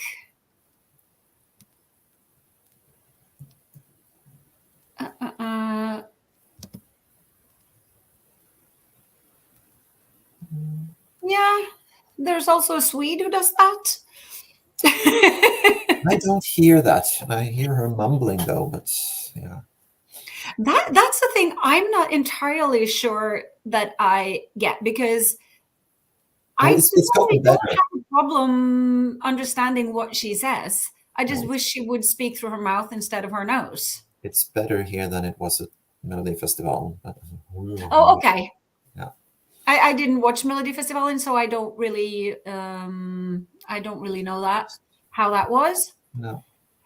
Okay, so we have a guest coming on to join us for about 15 minutes. And it is our, I'm not sure if I should call him our resident Bulgarian. There aren't very many Bulgarians this year, but we have Vasil. Hi. Hi, how are you guys? Fine. Where are you? I'm currently at the Sofia Eurovision party venue. So if you see Tell us all behind, about it. This is so you can exciting. see- I really wish I you could can come see and it join here. you. Yes. So this is, do you see it? Yeah. Yeah. This is one part of the venue, and we have another one there where we will have a little after party with Eurovision music and stuff like that. Yes. So what's going to happen there tonight? Yeah, so we are hosting a Eurovision viewing party together with the Steps, which is one of the coolest places here in Sofia.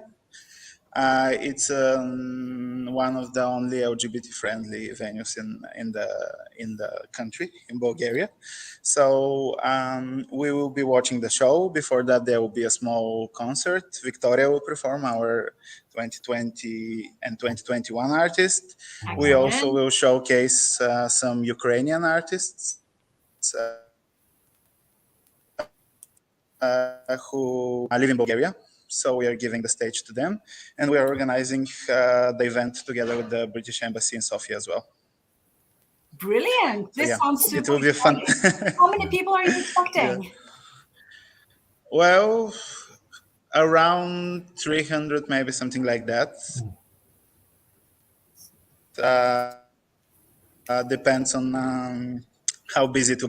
I just saw that the Sofia municipality posted an ad that people, if they want to use the metro tonight, if they're in a hurry for Eurovision, they can do it. So there is Eurovision spirit here in Bulgaria, although we are not taking part this year. Are you coming back? So yeah. I'm not the one to answer that question. If you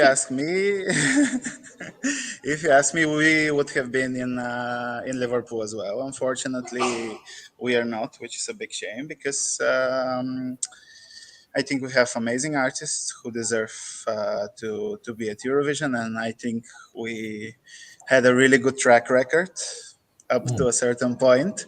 And I think we still have something to give, of course, if we are ever back. We have to reinvent our approach to Eurovision. So we will be aiming to bring something new, not the same story again and again. So yeah, I hope so in the future. Not this year though, for sure. But we have two Bulgarians in the lineup. We have Blanca and we have from Vesna, Tanita. I didn't know that. The rapstress in the group. Cool. So You I didn't really know that? hope to see you guys back. And I hope tonight is a huge success for you. It's so good to be able to get people together and celebrate and party again after COVID. So that's just great. Yeah, it's our second edition of this event. It's really interesting because a few years ago there were like no more than, let's say, 50 hardcore fans in Bulgaria, and with the success of Christian and with Poli and artists like that, it's getting more and more popular. So sooner or later, I hope we'll be back, and events like that will help.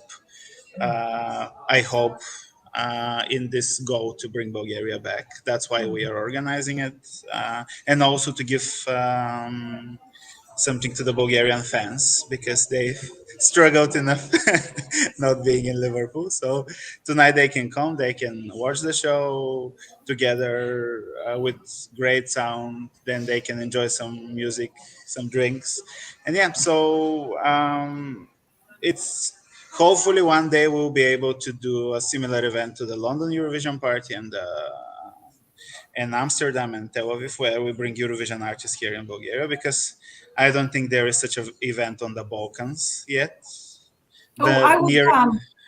Yes, you must. You have to. Yeah. So, yeah, but step by step. First, bringing back Bulgaria to Eurovision. Yeah. Good plan. Number one. Okay, we have another guest coming in. You can hang around if you want, Vasil, because now we're bringing one of the favorites in, or at least the representative of the country of one of the favorites. Hi, Alexander. Hi. Tell everyone who you are. It's the first time on the live stream, isn't it? Yep, I'm Alexander Beyer from Helsinki, Finland, sitting here at the Finnish broadcasting company Yle's locations in Pasila, Helsinki, and I'm covering Eurovision news for our Swedish part of the organization. So I'm doing web and video and social media and a bit of radio and, you know, all that good stuff about this wonderful event. Excellent. So you basically are covering both the favorites this year. Oh, yes. Very much so. Your favorite? Between, if I have to choose between Finland or Sweden, Finland, of course. Finland, of course. Of course. If you sort of don't consider the countries, like musically, which this year's entries would be your favorite then? If I'm looking, like being totally not at all looking at the countries, I would say France. I love Lazara's song, and her voice is amazing, and the show looks really stunning. I was looking at it during when they filmed it during the first dress rehearsal of the first semi-final, and it looks amazing. Everything just falls into, all the jigsaw puzzle parts are just finding their way to each other, and everything looks amazing. I love it. Well, Thomas agrees with you on that because France is his favorite. Yeah, I haven't seen the whole thing live, but just based on the preview video, I really like that. It will How look about you, amazing. Basil? What's your favorite this year? Well, I'm a huge fan of Lorraine, so yeah. Well, I really like that there is competition this year, although it's kind of clear that Sweden will win. Let's not Let's not go there. Wow. Yeah. So, but I think what is more important for the artists and even for the broadcasters is what happens after Eurovision. Of course, there will be one winner, but I'm sure Finland will be a huge hit around Europe. It already is. It's all around TikTok. Together with Beba from Poland, with who else is viral? Israel as well. So this is, of course, TikTok is not everything, but it's kind of moving the industry. So I just hope we will have some big hits from Eurovision, because this is really important to keep the contest alive in many countries where it might not be that popular. Not in Finland. In Finland, it's really. I mean, I love which song from last year's contest was the big winner afterwards, though, because that was kind of unexpected. It was one of my favorites. I think I had it second or third. And everyone was just laughing at me. It's like, that song is just, no, it's no good. It's not going to do anything. And I'm like, no, I don't care what it's going to do. I just like it. And then it just blew up everywhere. So or like Arcade by Duncan Lawrence, who wasn't that big when it won, but all of a sudden 2 or 3 years later it blew up on TikTok, and millions and billions of viewers learned the song without even knowing that it had competed yet won the Eurovision. Yeah. It was weird but lovely. Okay, so a lot of people, the children who are watching us, love the green suit. Sasha says you did get the green dress code for Finland this year. They're wishing you the best. Thank you. This is probably something you've heard a couple of times before. It's amazing how Finland all of a sudden is a country that has a chance to win. I mean, when I first started watching the Eurovision, it was 2006, which means that I came into the bubble the year when Lordi won. And there was many years when I thought as a kid that Finland is one of those countries that used to win the competition, and I got to learn it the hard way that we're not. But it's so lovely to be in this situation again. And I mean, looking at not only here at the broadcasting company, but when you walk on the streets, normal people are wearing not green suits, but green shirts, and I've painted my nails, and it's just the whole phenomenon of cha-cha-cha is even your it's trams. sort of amazing. Your trams even our yes, sure. and the most part of the political parties in our government or in our parliament has changed their logo to something according to Käärijä and That is cha-cha-cha. so cool. It really we is. are really seizing the moment and loving the moment when we get to have a favorite. But I mean, when we first met, Finland also had a really good song. And I mean, to me, that was a lot better. But that's mainly because I don't know if I've told you this yet, but I really hate the last bit of the song. I love the first 2 minutes. And then it's like, why did this have to happen? I hope there will be an extended version where the rock bit is long enough that I can skip the last part. Interesting. But I find it funny that you say that, because what I've heard is that people like the song just because there are so many parts of it, and it changes like over 3 or 4 times to a different kind of song. And that's like the main part why people have loved it. But interesting to hear that that's like your least favorite part of the song. The change is the best part for me. So the change, last. What do you think of Finland, Basil? I think it's really something that will change the contest, I think, in a good direction, because it's something really brave. It's something really Finnish. It's continuing this how should I say it, change in the contest where people are not afraid to sing in their own language. Not everything is in English. In Bulgaria, we are guilty of that in the past, let's say, several years.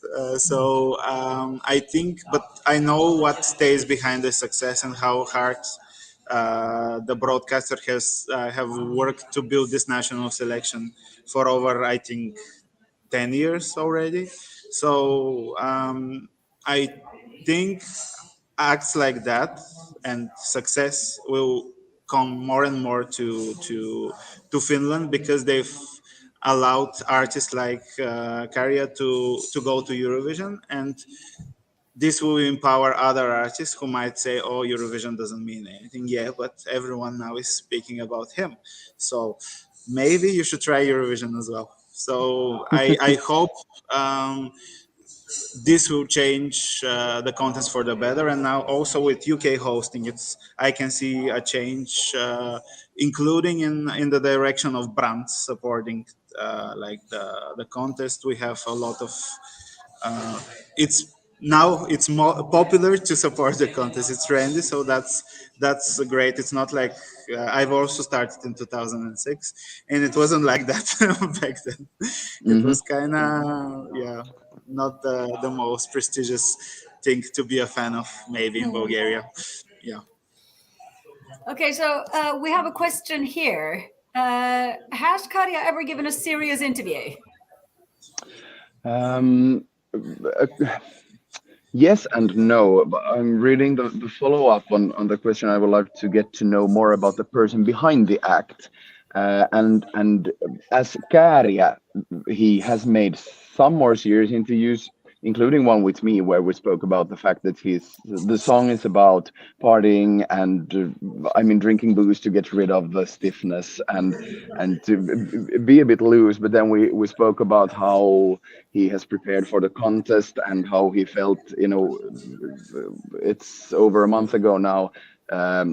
How he was drinking alcohol and started to feel that if he continues on that way, he will not even make it to Liverpool. So he's quit alcohol and drinking for over a month before the contest, just to pull it through, because he's been everywhere and anytime and every time. So he's been doing a lot. But as the person behind the act, as Jere, in my opinion, or what I've seen and heard, I haven't seen anything with just Jere. He's always been in every interview performing as Kärja, and I think that's something.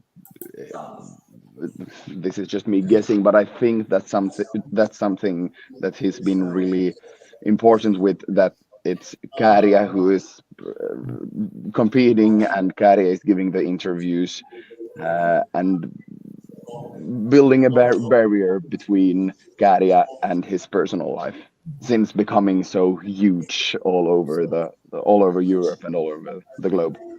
Yeah. Okay, before we go on, we'll say goodbye to Vasil for now. Best of luck for tonight. Thank you very much. Yes, it will be party. I forgot how is the catchphrase. It's crazy party. Yeah. Yeah, I'll hope you come back and tell us everything about how it went. Yes. Oh, it will go great. It will go Excellent. great. Yeah. And next year, come to the Sofia Eurovision party. Oh, It's absolutely. fun. Yeah, if you're Absolutely. not in Göteborg or in Helsinki. Okay. Exactly. Or Rome. No.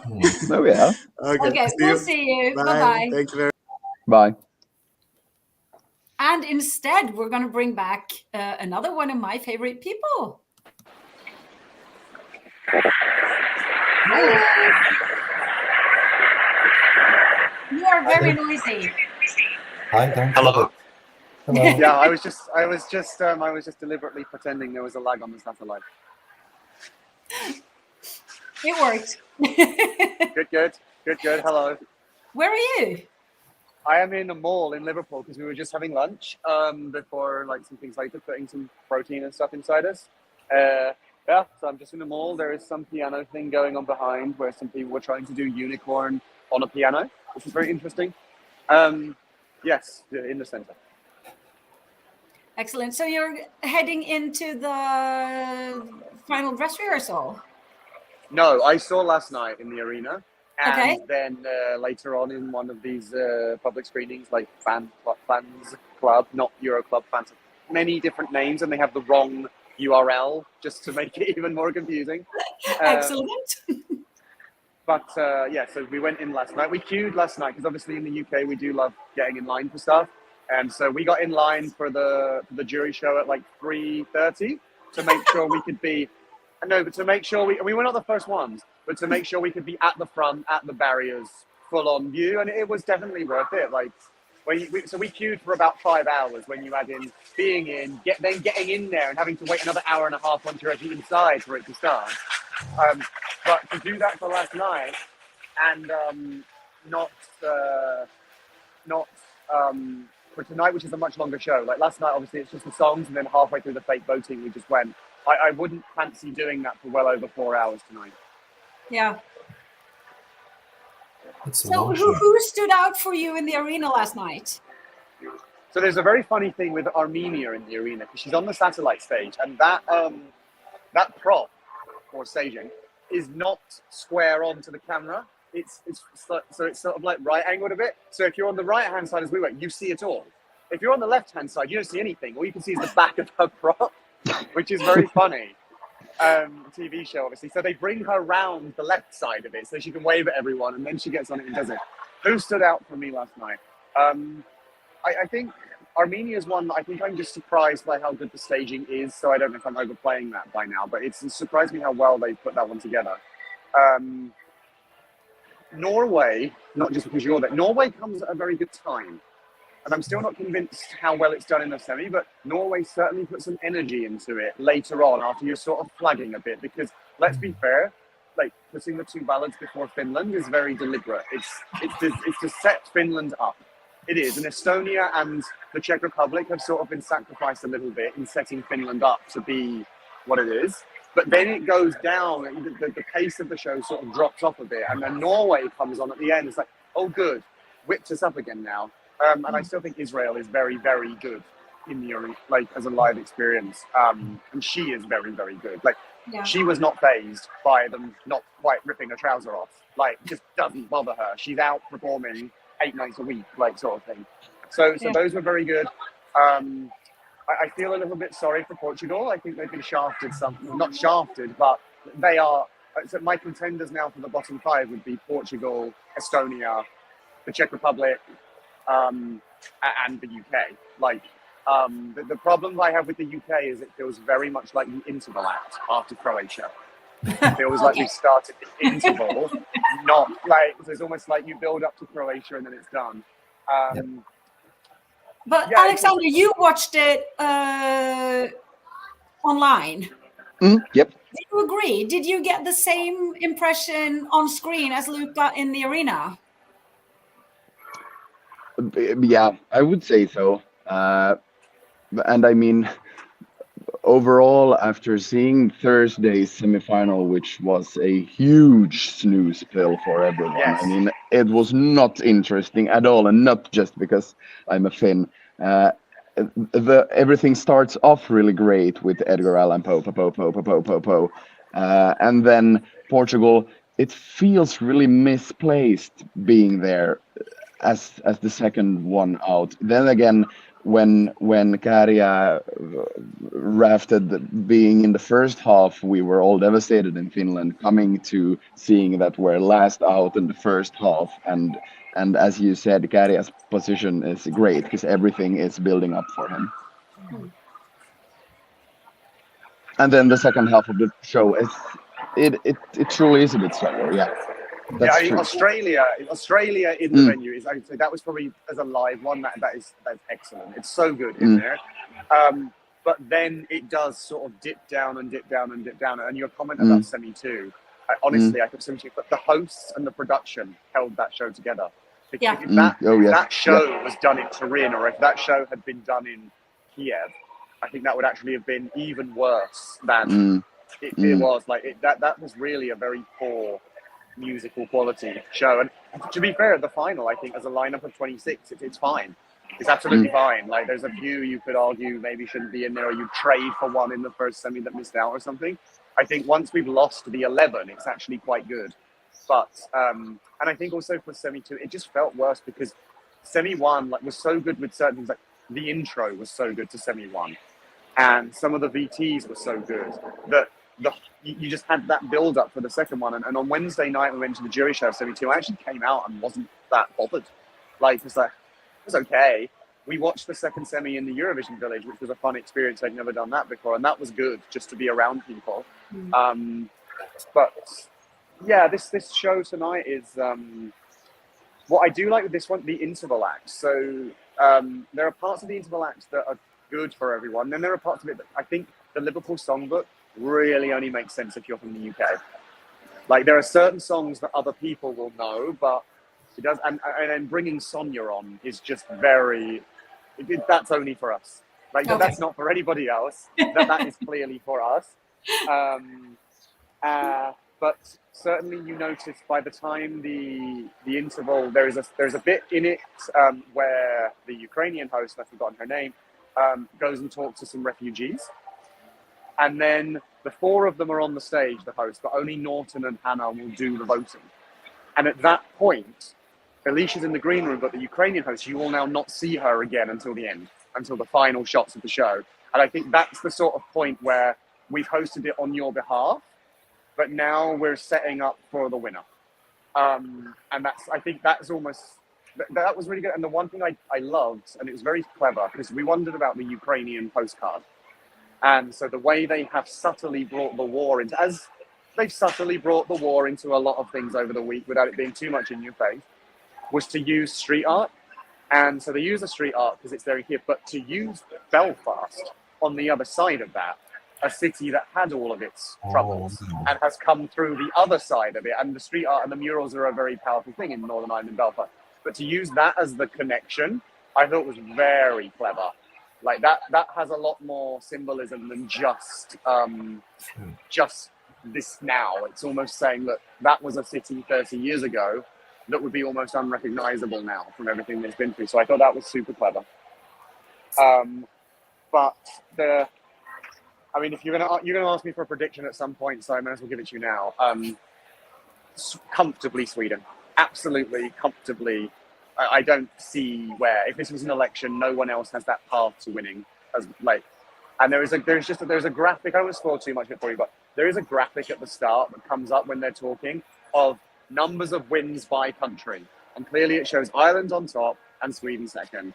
And it just feels like to me that graphic is ready to go at the end, where we add the extra win to Sweden, and it goes up and ties them, or goes above, like something. There is clearly a visual that's being set up for the end of the show there. Unless we are all missing something, but then I just have to think back, like we all thought in the Reback year, we were like, what are we missing? Surely he's not going to walk this. The Måneskin year, what are we missing? Surely they're not going to walk this. Like there are just too many indicators here for me to say that something else is going to come out of absolutely nowhere. Yeah. And who keeps saying Gothenburg? They cannot possibly host it in Gothenburg. Scandinavium is too old. I've done other events in there. It's too old. I want them to host it in Gothenburg because then I can just travel back and forth. No, there's no suitable venue in there. No. Okay, so we have, you said you only had 10 minutes. So tell everyone hi. We'll see you in Cyprus. Yeah, probably for that one. Someone just said Armenia or Australia. I was like, well, I can make cases for both of them. Armenia is a very hard one for me to call because I think it's staged incredibly well, but I think the song sort of only works when you see it for 3 minutes. The song is great.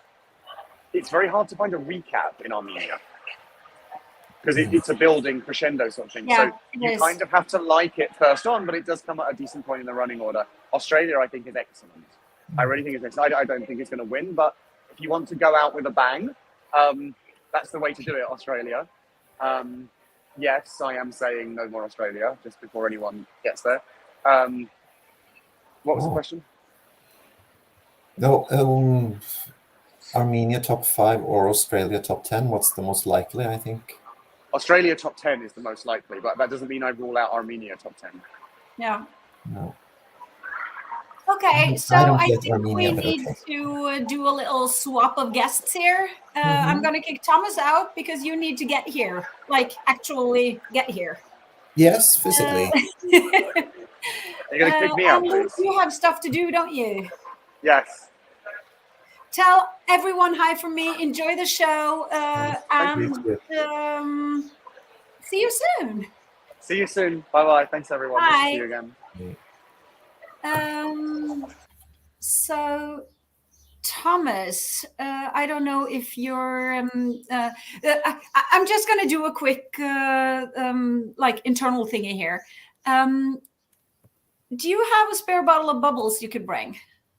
Yes. I just realized I only have one. Yes, I do. So some housekeeping. Do you want to hang around for a bit longer, or are you good to?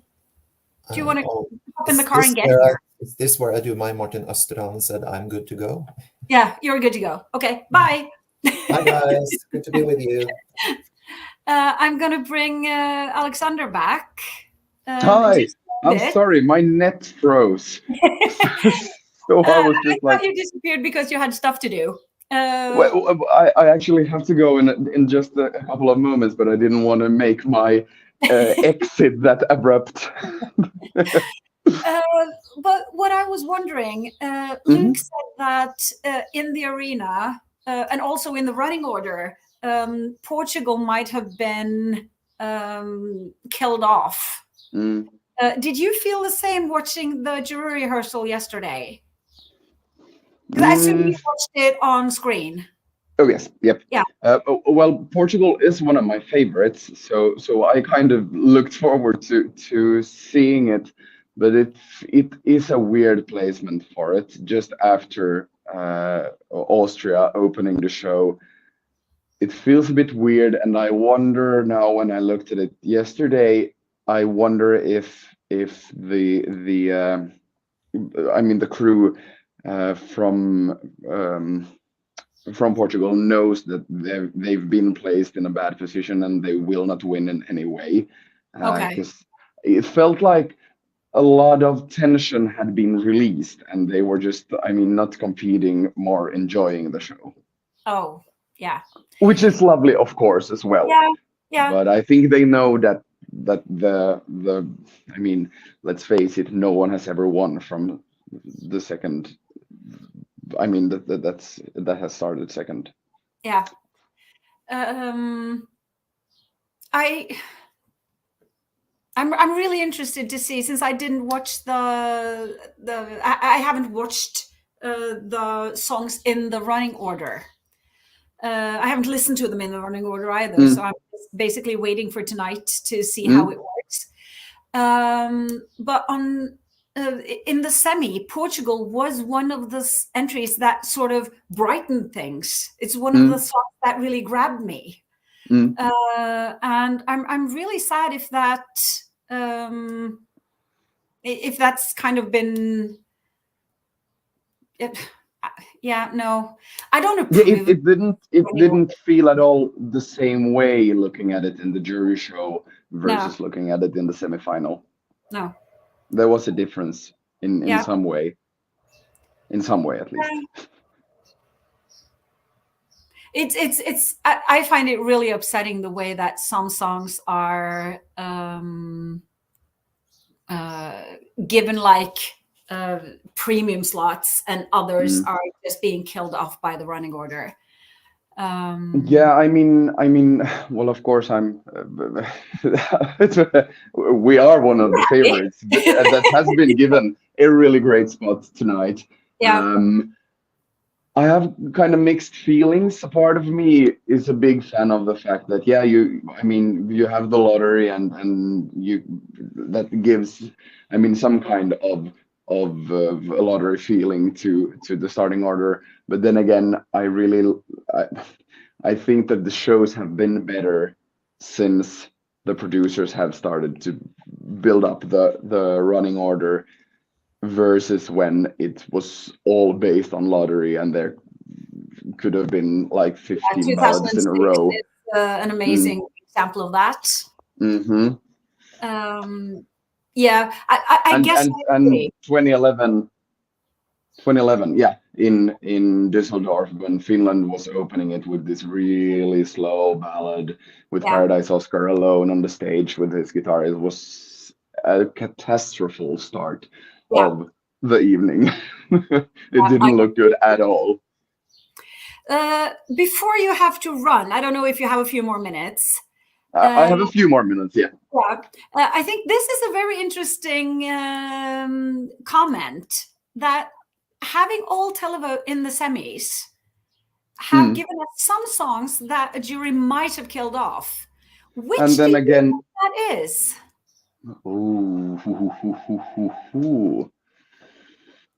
I think Croatia might have been one of those, at least. Maybe Poland? Definitely Poland. Oh yes. Oh yes. Yeah. Most definitely. But then again, if we turn it the other way around, I'm a bit surprised that, for example, Portugal made it to the finals, because I mean, Portugal feels like a song that the juries love, but I wasn't sure that the voters, I mean the televotes and the televoters would have liked it. So I'm surprised that it went through to the final. I have the same feeling with Switzerland. Oh yes. I was a bit surprised that Switzerland qualified in a all televote semi. Yep. Very happy they did though, because it's one of my favorites. But it's a good song, yeah.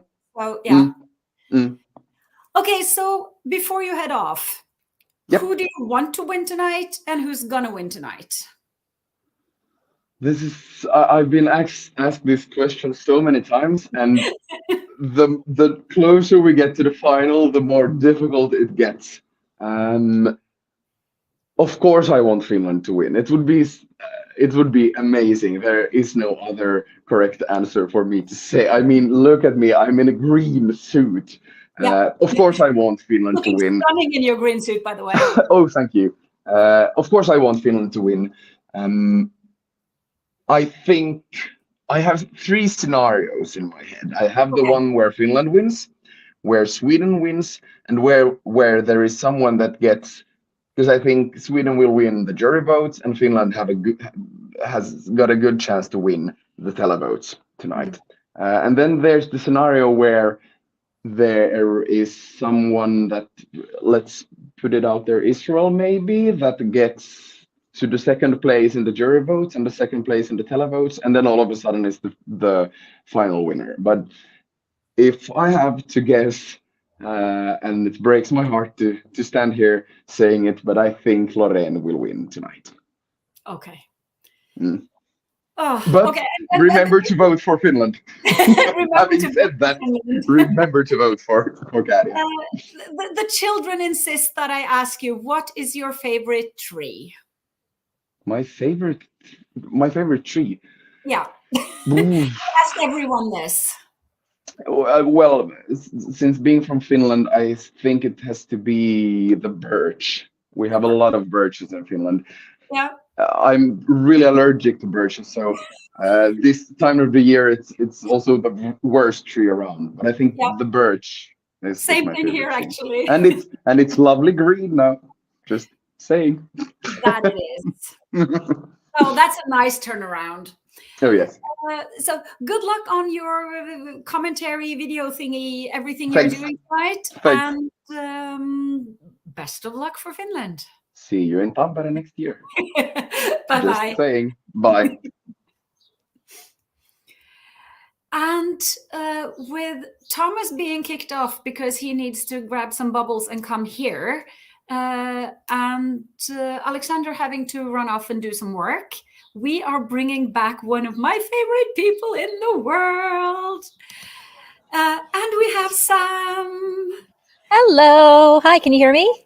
Yes, Everything we can coming hear in? you. Yes, fabulous. Hey. I'm good. It's crazy. It's party. It is what it is.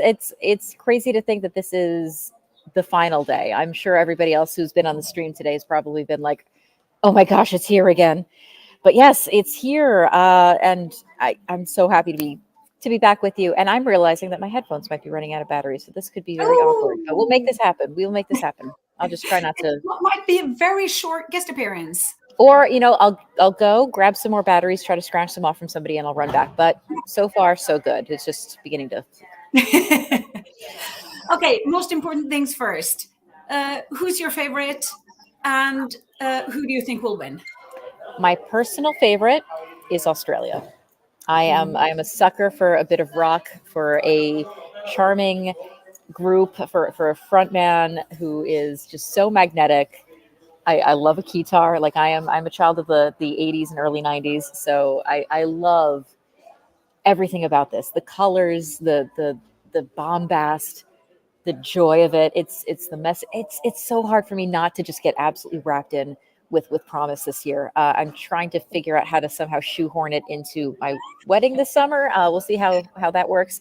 Yeah, I so mean, this you is can happening. walk down the aisle afterwards, like on your way out. No, that's probably gonna be Dali Freyr. Oh, okay. Yep. Yeah. I mean, I'm probably going down the aisle to the Te-Deum and then probably back up the aisle to Dali Freyr 10 years. So we'll see. In terms of who I think is actually going to take the trophy in the end, I think it's going to be Sweden. I honestly still think that the obvious pick from the whole season is probably going to end up taking it. I can see pathways for other songs, but when it comes to consistent vocal performance and original staging that's not so out there that it scares people off,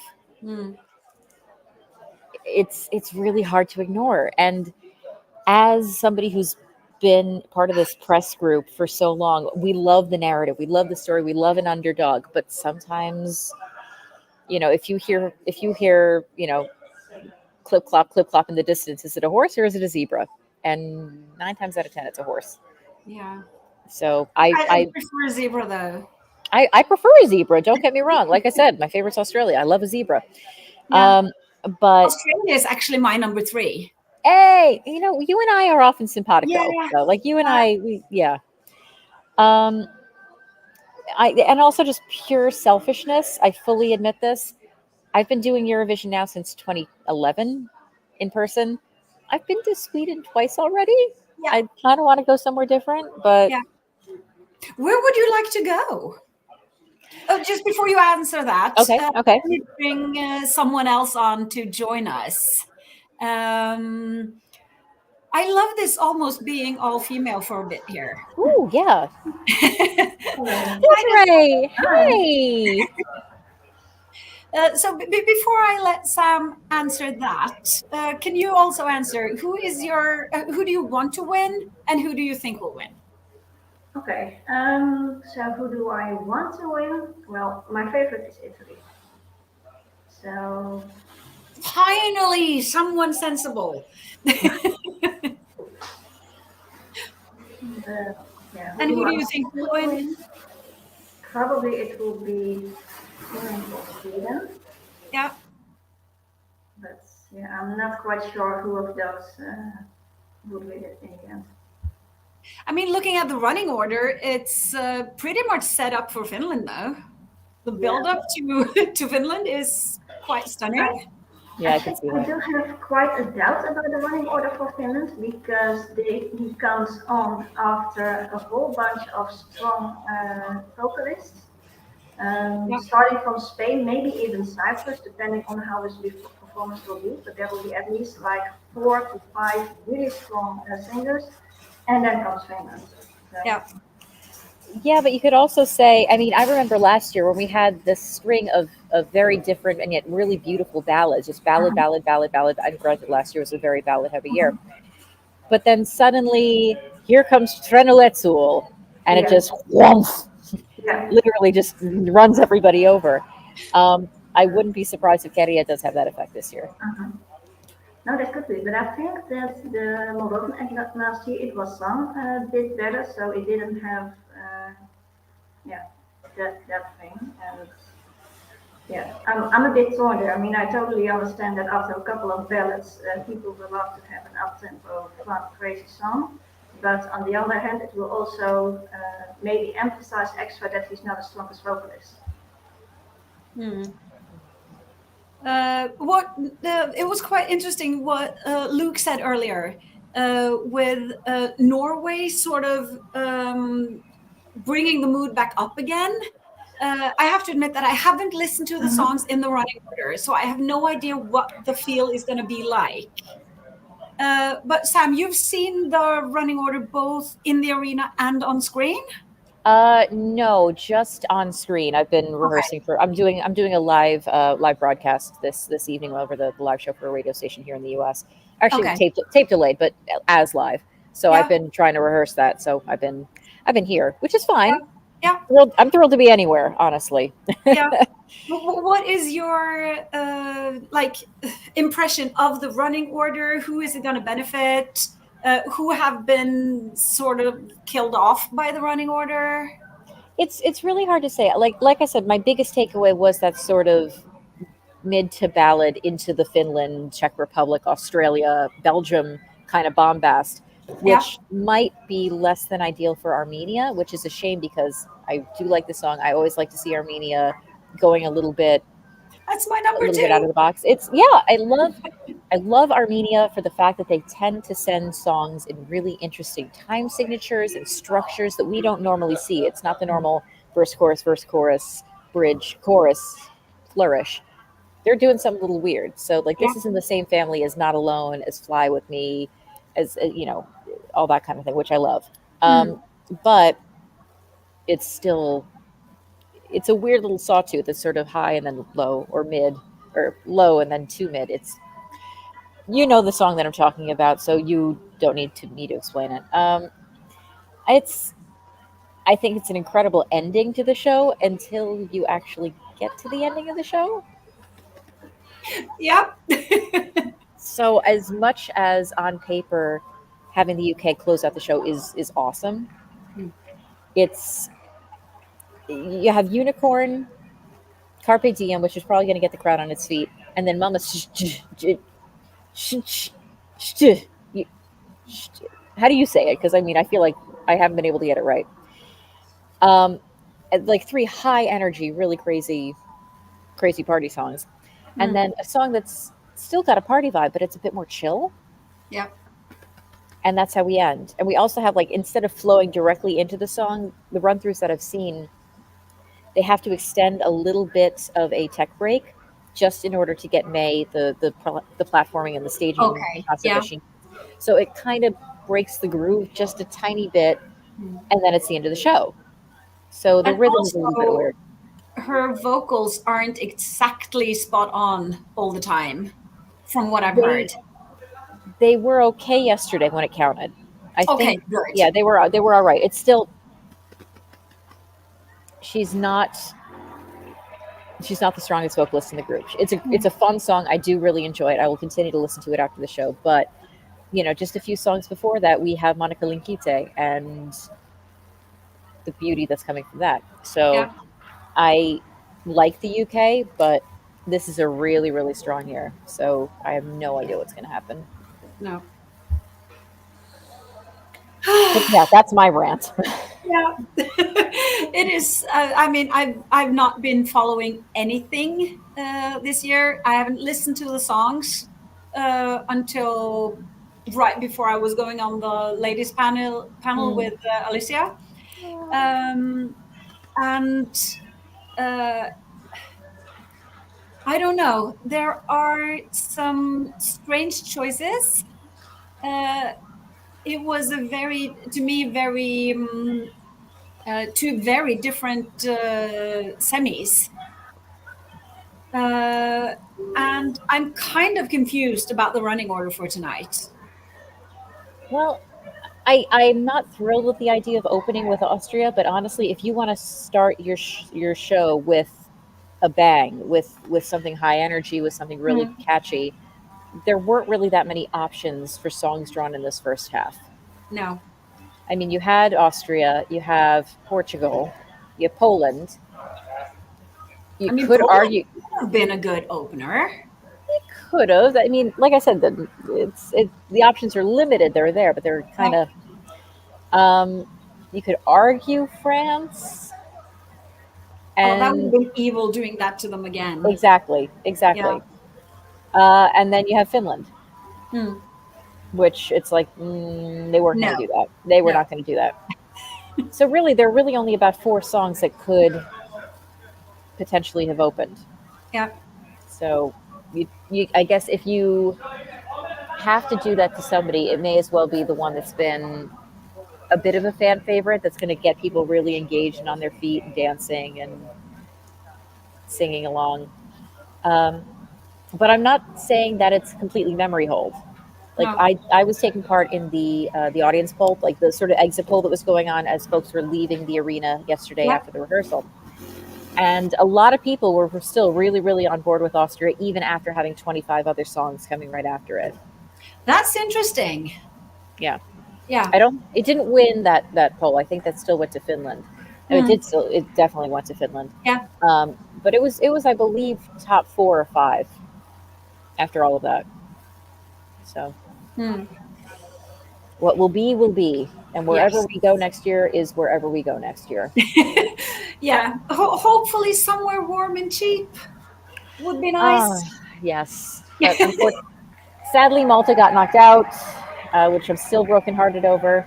Yeah. Yeah. I mean, we can go to Cyprus. Count me in.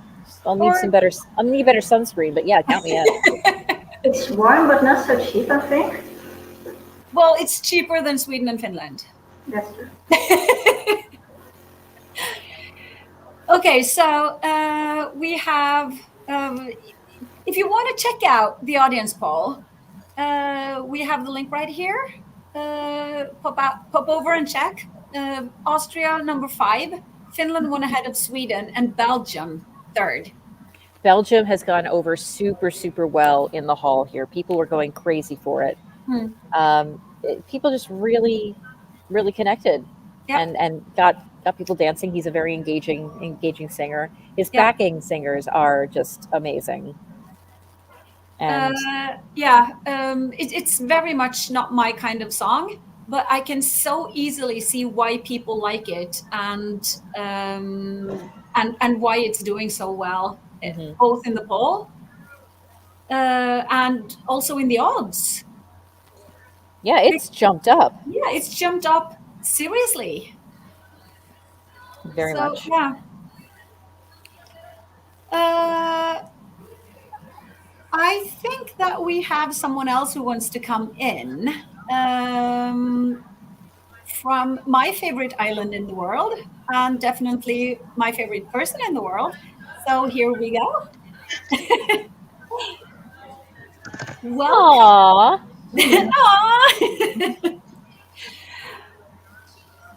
Hello. Hi. How are you guys? Hey. We're very excited about tonight. But let's see. Desiree. Yes, it's gonna be fun. Your input on the running order.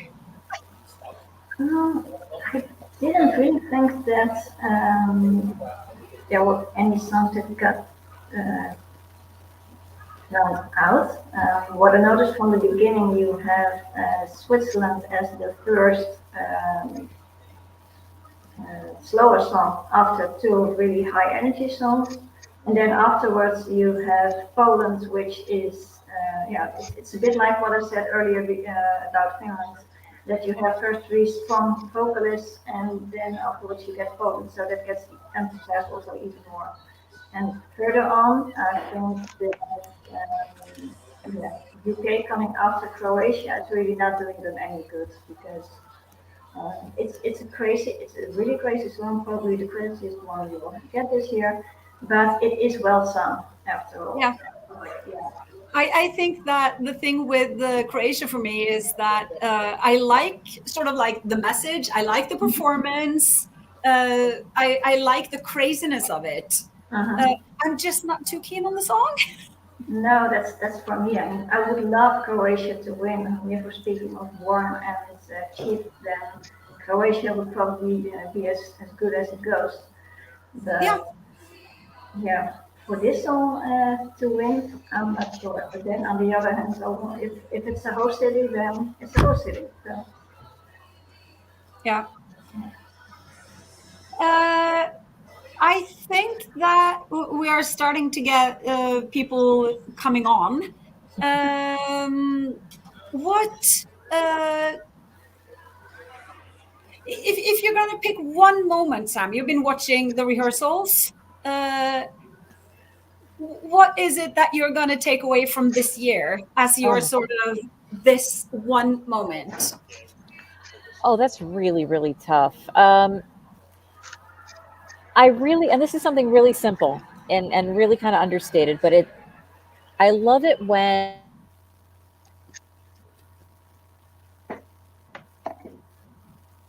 performance.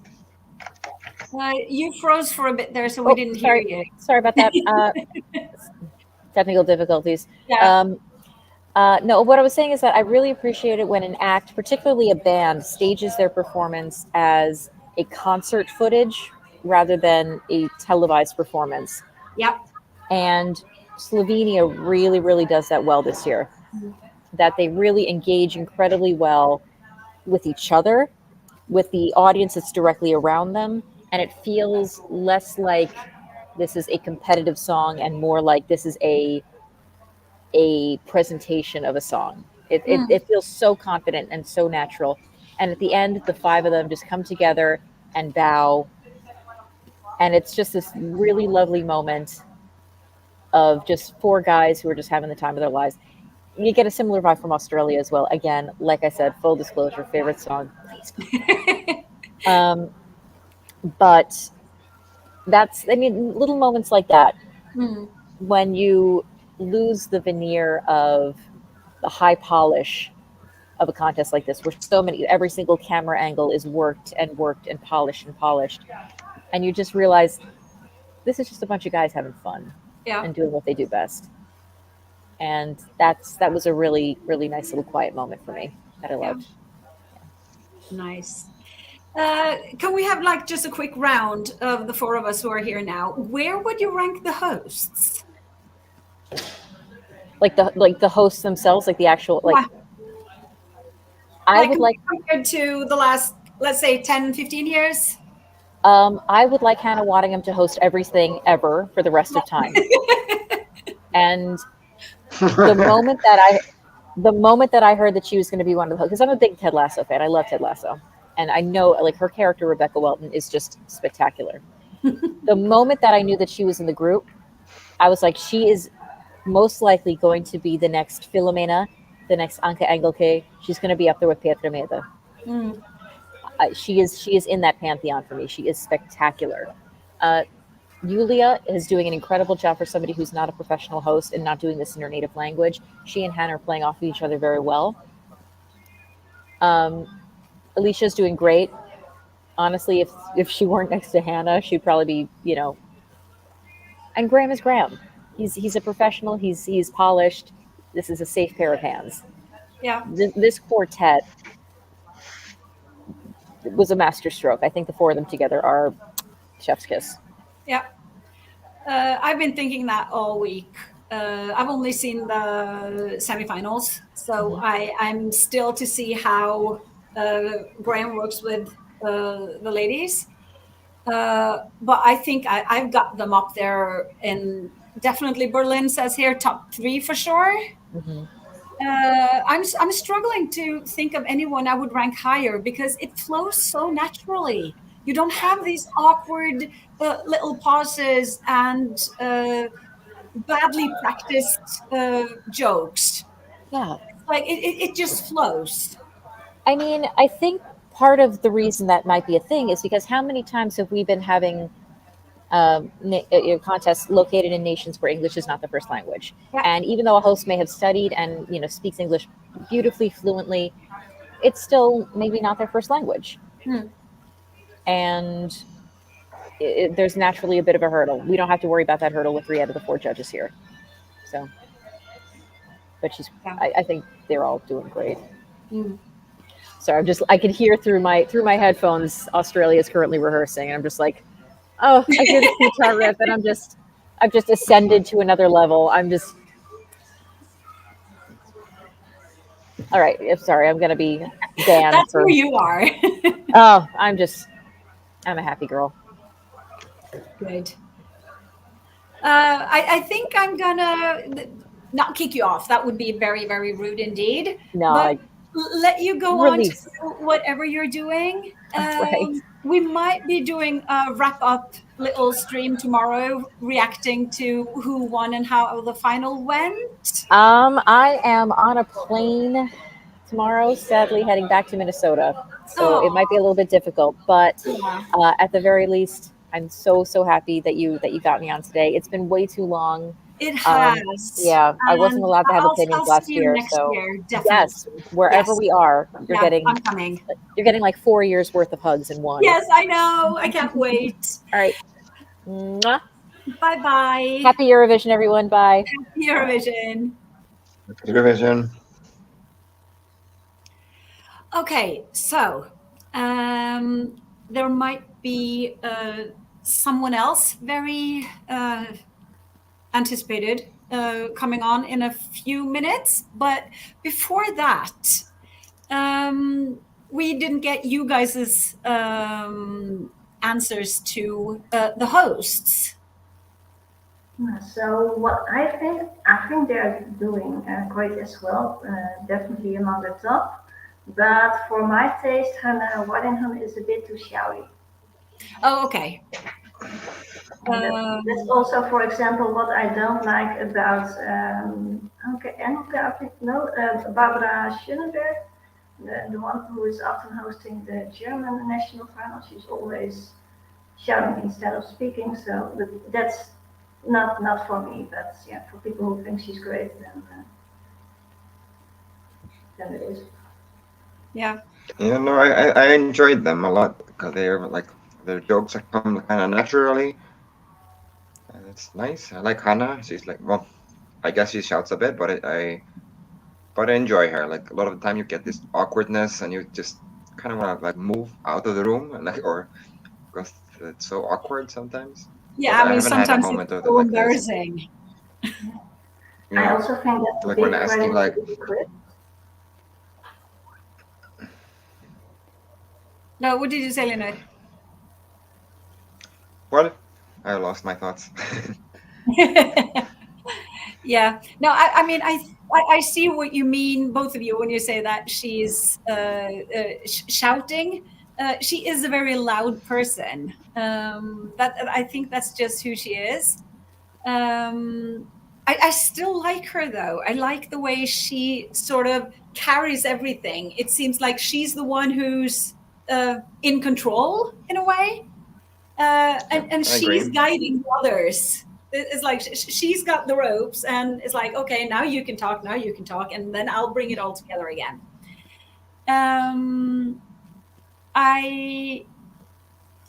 Oh, okay. Sasha is asking questions. The knitting is going terribly. I'll get back into it at some point again. I've not had a pre-listening with any of the classes this year because I've hardly listened to the songs myself. So I'll get back to that again next year as well. And yes, Berlin, the foot did heal.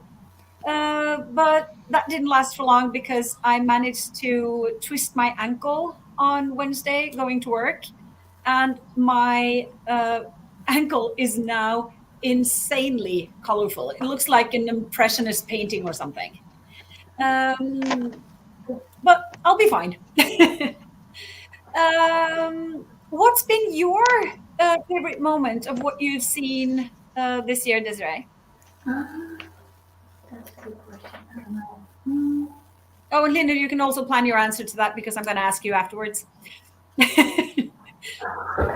Your favorite moments from the semis, of course, because that's what we've seen. Yeah. Favorite moments of the semis. I really like the hair, the long hair. They were like throwing in the air in the first semifinal was crazy. No, not Czech Republic or Czechia. Czechia. Yeah. Yeah, with the long hair, like how they used it in the like as a like prop as well. Yeah. I think I need to get a wig like that. Because I like You can borrow a bit of my hair. top 3 favorite. Yes. Maybe if we have our hair together, then we're getting somewhere. But then one of us is getting old. I'm thinking perhaps Maybe my beard. Slavko wants royalty for the idea, though. I think Sure. Slavko might want royalty.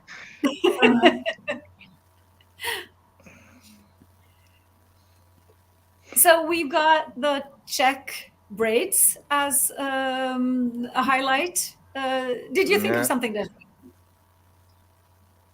No, not yet, actually. I'm still trying to. Let me just see. I also think the stage is quite beautiful, like how the setup is, and I enjoy the static of it. It's like looks professional and nice. Like sometimes it's nice. Yeah, and I think it gives a lot of choices, a lot of possibilities for the acts, how they want to use the stage. Yeah. And I think some of them are using the stage really well, and some of them really, really need to look at what they want to do with the aesthetics in years to come. Norway being one of them. Yeah, Iceland also, it was like too much.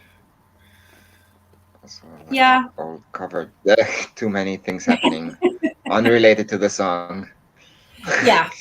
I think Norway's problem, though, is that there is really nothing happening. It's only dark and then her singing. I think she's, what she's doing well.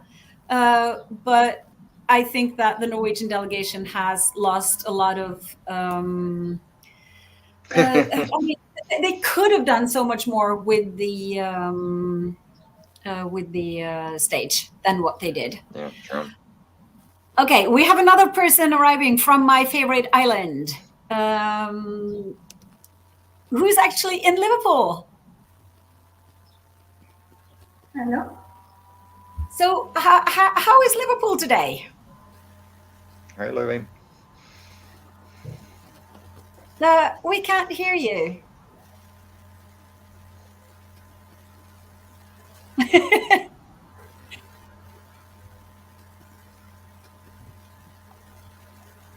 Still nothing.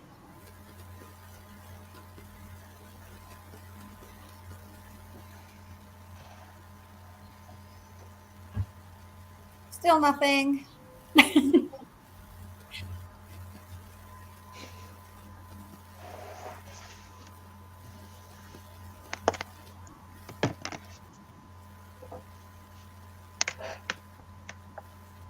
Okay, let's see if we have some questions that we can answer while we're waiting for Leive's sound to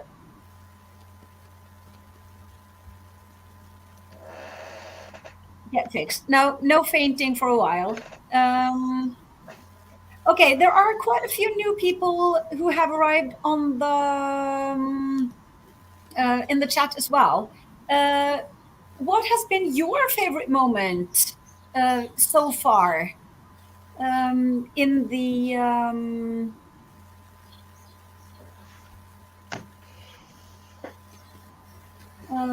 semis? So let's see, someone is suggesting that you switch audio. I'm not sure what that means.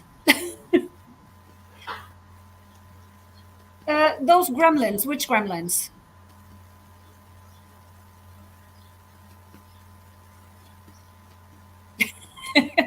I basically have one favorite island. Yes, that is true.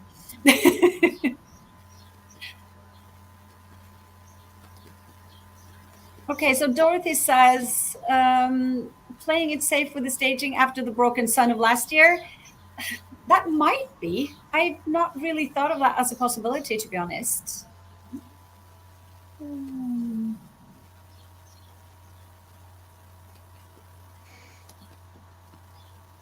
Try now, Leve? No, we still can't hear you. It looks like you're muted on the. No? Nick, help! Where do we place France? That's a good question that is easy for everyone to answer. I think half of France is brilliant. The other half of France I find kind of annoying. So I probably have France somewhere mid-table. Desiree, France? Same. I think it will probably be lower top 10. Okay. Caroline says, try leaving and come back in.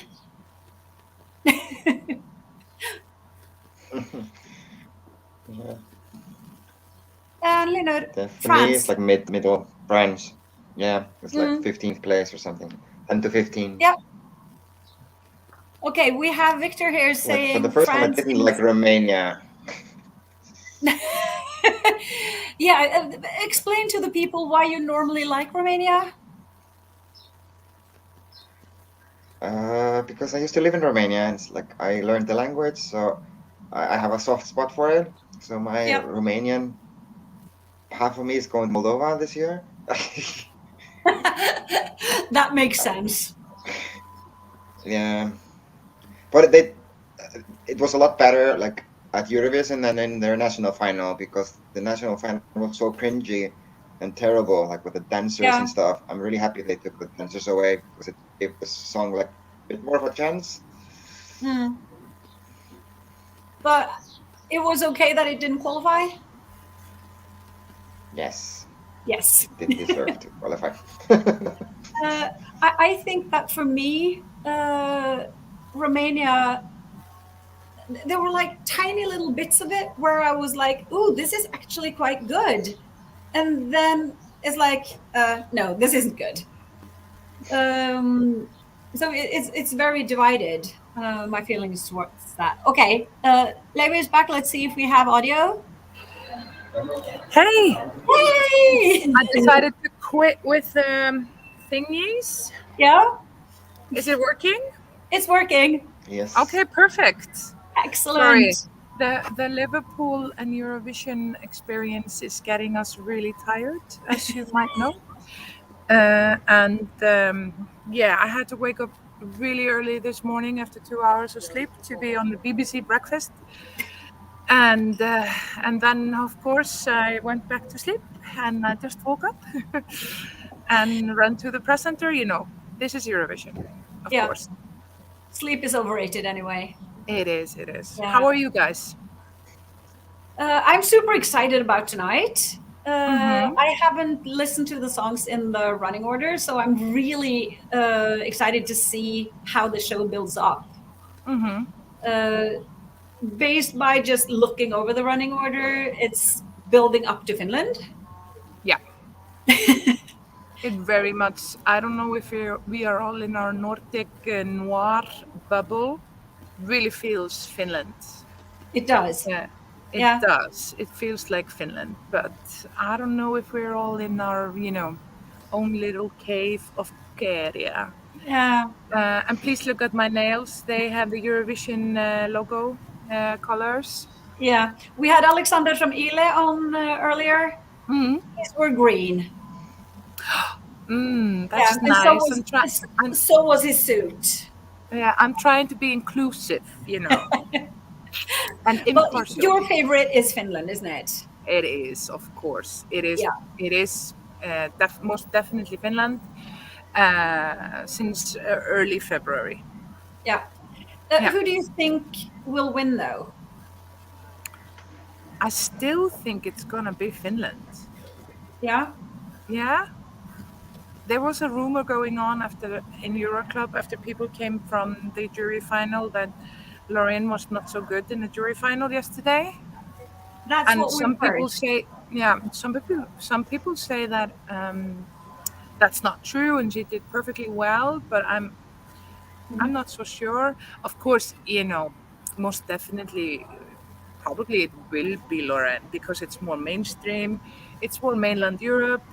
Finland is very Nordic noir. Perhaps too aggressive for first-time viewers. So it could be, yeah. I'm just hoping for an exciting night and an exciting result. So perhaps that's the reason why I think it's Finland. And also, it would be better for the Eurovision Song Contest in the long run, I think. But I saw your Insta story yesterday, walking from the first dress rehearsal. Yep. And you mentioned 5 countries that stood out. Yeah. Can you walk us through those? Yeah, so the 5 countries that stood out for me is most definitely Finland and Sweden, of course, as we have mentioned. Italy is very slick. It's perfection. And Kärja is just walking here. He's going into the press center now. Just after his rehearsals, we just had Andrew Lambert in the press center earlier. So the contestants are coming to the press center for their last swing over voting, I believe. Yeah, because it's going to be over for them as well. Yeah, they love us, they love the bubble. Of course they do. Really. Yeah, as we do. So Croatia was also really good. Belgium has me won over, of course. What else? Spain has an honorable mention, and there's one more. I can't remember who it was, mainly because the opening scene and the flag ceremony are so fucking great. Sorry for the swearing. It's like a multiple Eurovision orgasm for our fans. And sorry for being distasteful, perhaps, but it's the flag ceremony with the Ukrainian acts. I don't know if you have found out already that it is the most wonderful thing in all Eurovision. This is most definitely the most well-produced contest since 2016 or even earlier. It's BBC are doing a fantastic job. Yeah. And the Liverpool songbook, where Daði Freyr is performing. Oh my God, it's they're doing it. They're hitting the right tone, the right tone with it being in a Ukrainian contest and also involving the locals in Liverpool. So it's really emotional, and I had goosebumps all over my body yesterday, and tears in my eyes, really. Tears in my eyes. So fingers crossed for Finland, but it's probably going to be Sweden. Yeah. Yeah. Fingers crossed for Finland for a more exciting contest. As Graham Norton said yesterday, we live in the golden area of Eurovision Song Contest now. So I believe he's absolutely right. Yeah. But what do you guys think? Still Sweden? I mean, I don't want it to be Sweden. Yes. A bit because they have now won twice in the past very few years. And it would be nice if someone else won. It's very, I wouldn't say very much not my favorite song. I have it somewhere mid-table. I think Loreen is an amazing performer. Yeah, she is. Don't think she's that good of a singer. She's very nasal, and apparently she's been very off-key in quite a few of the rehearsals. So, I mean, I always hope that all the singers do a good job so that they get to present as well as they can. But I think there are so many other songs that are better. Yeah, I totally agree. Yeah, so I'm she was hoping we'll really get good yesterday something rehearsal. Sorry for interrupting you. Yeah. She was really good in yesterday's rehearsal. in the afternoon. In the press rehearsal, yeah. Yeah. because a lot of people have been saying, both that watched it on screen and also in the arena, that vocally she was very off yesterday during the jury rehearsal. And Yeah. that's possibly the worst rehearsal to be off Yes. in. Yeah. It's probably worse being off in the jury rehearsal than in the actual show. Yeah. So, yeah, I don't know. I'm hoping that we'll get a surprise. Yeah. Yeah. So we are all living in our Käria bubble. I have to say that I love the first 2 minutes of Finland, and I hate the last minute. Sorry. So, yeah. Yeah. But of course, we can still see a surprise winner. We can see France. France is absolutely beautiful. It has a beautiful staging. Probably she's a singer that doesn't move around a lot. So they put her on a platform that, goes up and down and changes texture. So that's very smart. That looks beautiful on screen. Yeah. Or like Italy. I would approve that. Yeah, we would approve. But I'm not so sure we want to be in Italy again next year. There's that. Yeah. That's a minor detail, Vivian. Yeah. I didn't go last year, so I would happily go next year. But I'm also thinking, could we have like a really, really surprise win? Could a lot of people have been mentioning? Marco is saying, what about Spain? Oh, yeah. My God. I would go absolutely crazy.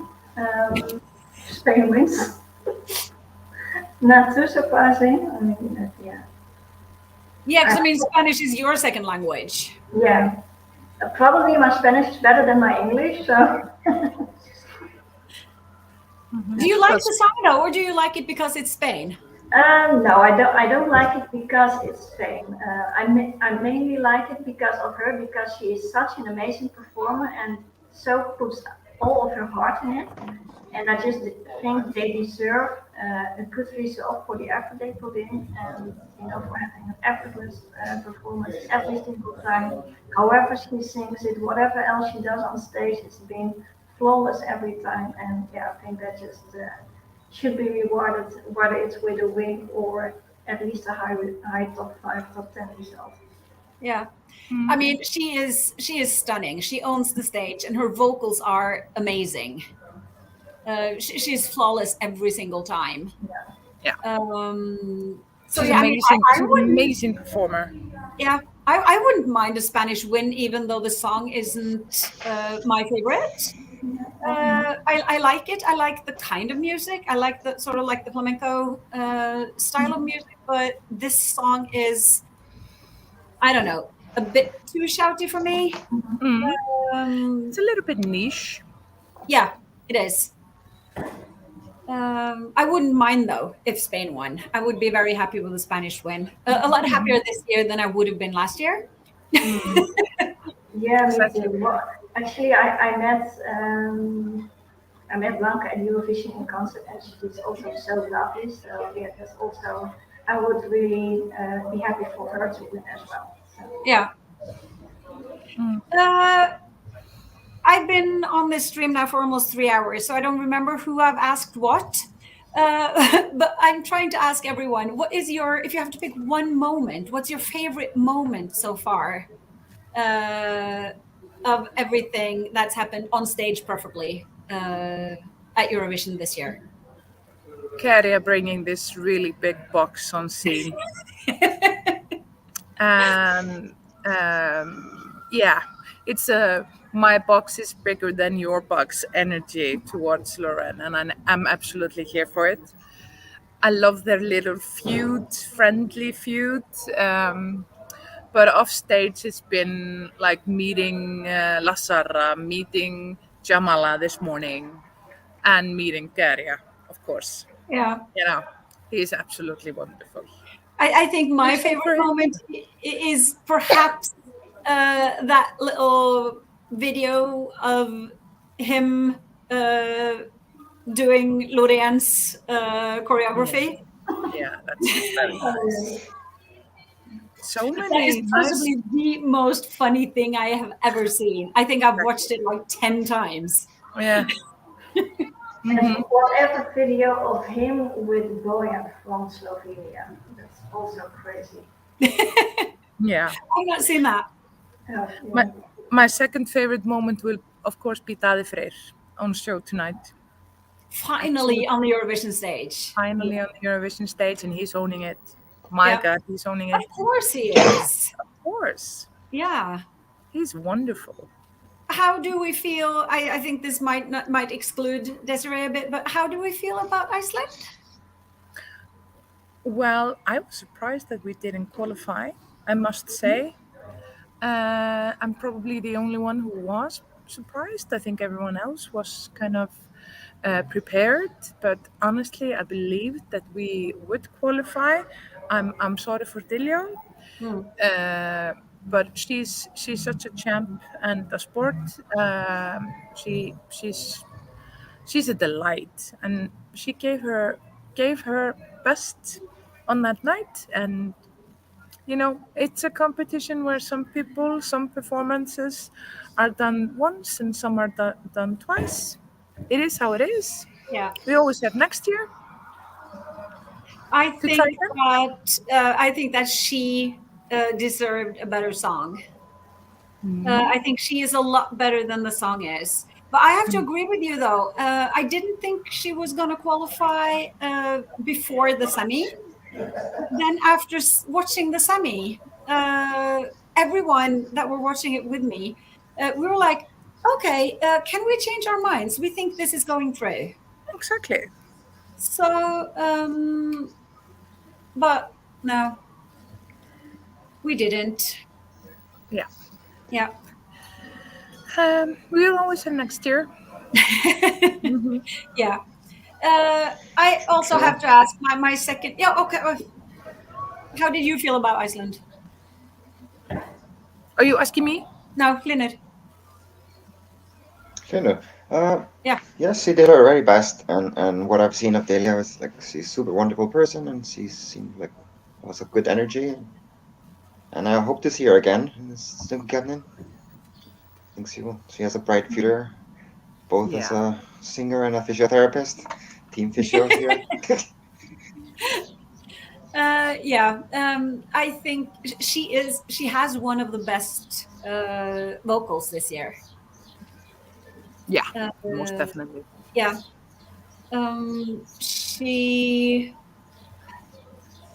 I think the general impression is that she might have overdone it a bit on the energy. Okay. A lot of people said that it's like the song is good or at least fine. She's an amazing singer, but could she please calm down a bit? Okay. I don't agree with that. I thought it was brilliantly done.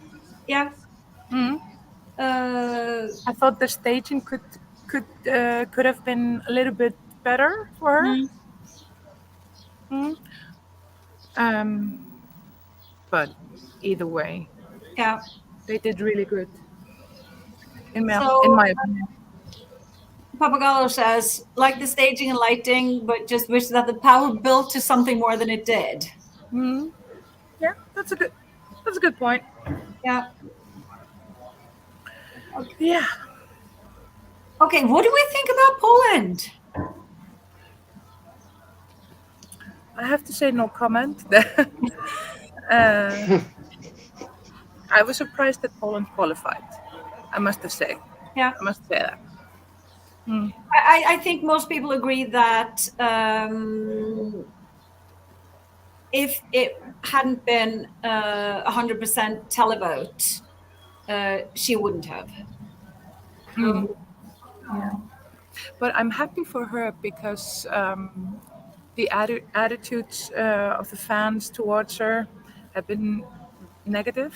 Yeah. And it was nice to see that she qualified, just to, stick it to them a little bit. Yeah.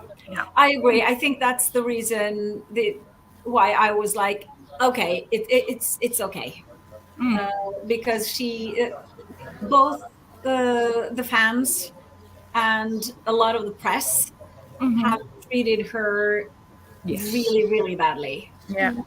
It's shameful the way they've commented about her and everything. So, yeah, I think it's kind of cool. Yeah. And also, I like the chorus. The chorus makes me smile. It's summery. I'm going to happily dance to that chorus. Of course. And we all sing along to it secretly. Yes, we do. Yeah, we do. Yeah, so Caroline also says she, because of the situation. Yeah. But I didn't see her national final performance, but apparently it has changed a lot. I think they did. I think they did. They made everything they could out of that performance. Yeah, they did brilliantly. Yeah. And we have 3 dance breaks in this year's grand final. That's kind of a new thing. Yeah. And I mean, they had to replace the key changes with something. Yes, of course. So either dance breaks or line down. Yes. Yeah. I'm a little bit looking at the time. Yeah. Because you know how Eurovision is. We're so time consumed and running around doing a lot of stuff. But it has been an absolute pleasure to see you all. Yes. Especially I hope Vinod. to have you back on the stream again next year. Yes, of course. Always a delight to do ESCXTRA with you guys. And please enjoy the show tonight. Oh, we will. Will be exceptionally good. And hopefully see you this summer. Yes. We'll see you this summer on our little island. Yes. So And enjoy tonight. Spend all your votes on Finland. I will. Or maybe save Italy 1. Or 2. No, you're not gonna. Yes, not me too. Thank you. Yeah.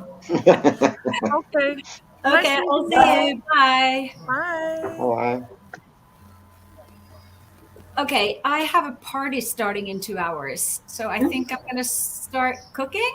The tables are set, and I'm pretty set too. But the food's not, hardly started. I think we need to bring Nick back for just a little wee bit before we go. So thank you both for stopping by. I hope to have you back later this season. Vote wisely tonight and have an excellent Eurovision. You too. And Happy Eurovision. hopefully see you next year or maybe earlier, who knows. Yeah, maybe even that. And I'll see you on Tuesday. I'll see you on Tuesday. Vivian. Yeah. Bye, guys. Bye, guys. So I'll see if I can get Nick back on. He should be somewhere in the background. We'll see if he can hear us. Thanks a lot for hanging out with me tonight or this afternoon, you guys. It has been a delight as always. I've really missed you loads and loads and loads this year. Hopefully we will be doing a lot more streams next Eurovision. And also perhaps like in between Eurovisions. We did start off doing like bi-weekly streams after Eurovision last year, but then life sort of happened and we had to do other things. But it would be really nice if we could get something like that going because you're all family. And And for those of you who don't know yet, I might be your mom, but in the end of July, I'm going to be a grandma. So I'm really looking forward to that. It looks like Nick might have disappeared. I was hoping to bring a few other people to you today, but I'll see if I can talk Nick into letting me do a live stream tomorrow after the final, so that we can start planning next year, who's going, who's not going, where are we going, did we get the right winner? I think we won't, but so let's see. Caroline says at least every 3 months. I'm thinking at least every 3 weeks. Sasha says a monthly stream, or maybe every 2 months. I'm thinking monthly. That would be really nice. Yes, I agree. That was really, really fun. So if we could do more of those, just talk some Eurovision and have a glass of wine together. And yeah, you know. Thank you so much for the congratulations.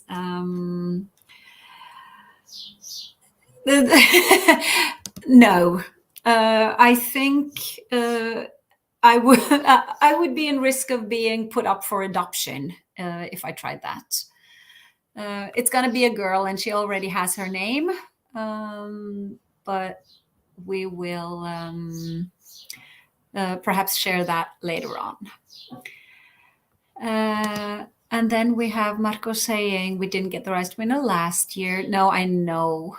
Poor Marius. Before I go, can we have everyone who's still here throw me your favorite and who do you think will win?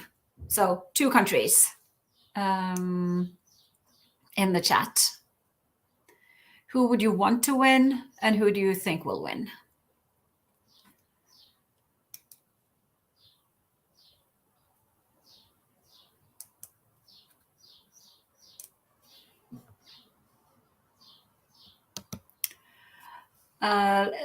They are very okay with that, but I mean, when I was pregnant, I had decided what my son's name was going to be, and then I took one look at him and realized that's not his name. So I'm waiting to share names until I know for sure that that is the name. Okay, so Marco says Finland and Finland. Okay, that's very optimistic. We have agreement. Excellent. Then we have, of course, Sweden and Sweden. Finland and sadly, Lorraine. I guess no, don't want to say it even. Favorite Italy, but your brain says Finland. That's interesting. And then we have Belgium, Portugal, Finland, and then Finland. I hope they win. It's between, yeah. I think a lot of people do agree with you. It is between Sweden and Finland. I'm still really hoping for an Italian miracle again. Favorite Portugal, prediction Finland. Want Finland, prediction Sweden. I think we're going to have a lot of those. Australia and Sweden wins. I think I would really like an Australian win this year because their song is so authentic. At least I feel it is. And then we have a want Cyprus, think Finland. Lorraine first and then Australia top 3. That would be interesting. I think they deserve it though. And also I think that if Australia does well this year, that will be a guarantee that they're not leaving. I don't think they will anyway, and I hope they won't.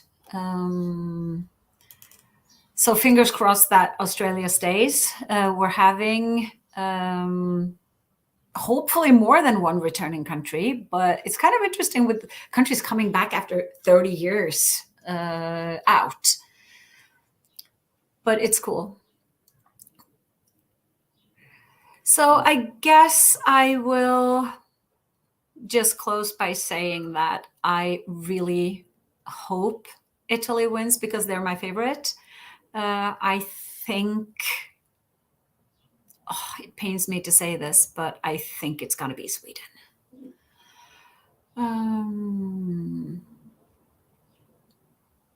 Yeah. So everyone, I wish you the happiest of Eurovisions tonight. And keep an eye on this space because we might return for a bit tomorrow for sort of like a season's wrap-up thingy. I am definitely up for it. So we'll see if we can arrange that. That is true. Now, I'm not going to start talking because then we'll still be here in 2 hours when my guests arrive, which would be a very, very bad idea.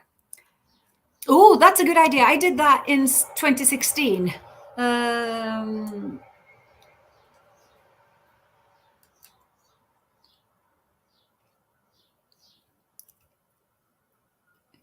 I hope everyone has either someone to celebrate Eurovision with, if that's what you want.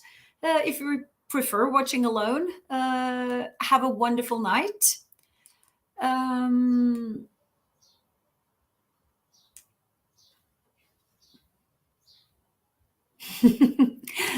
Thank you ever so much, Sasha. Thanks everyone for joining. It's been a delight hanging out with you. And thank you, Amber. Always good to hear. We'll hopefully see you tomorrow. And happy Eurovision.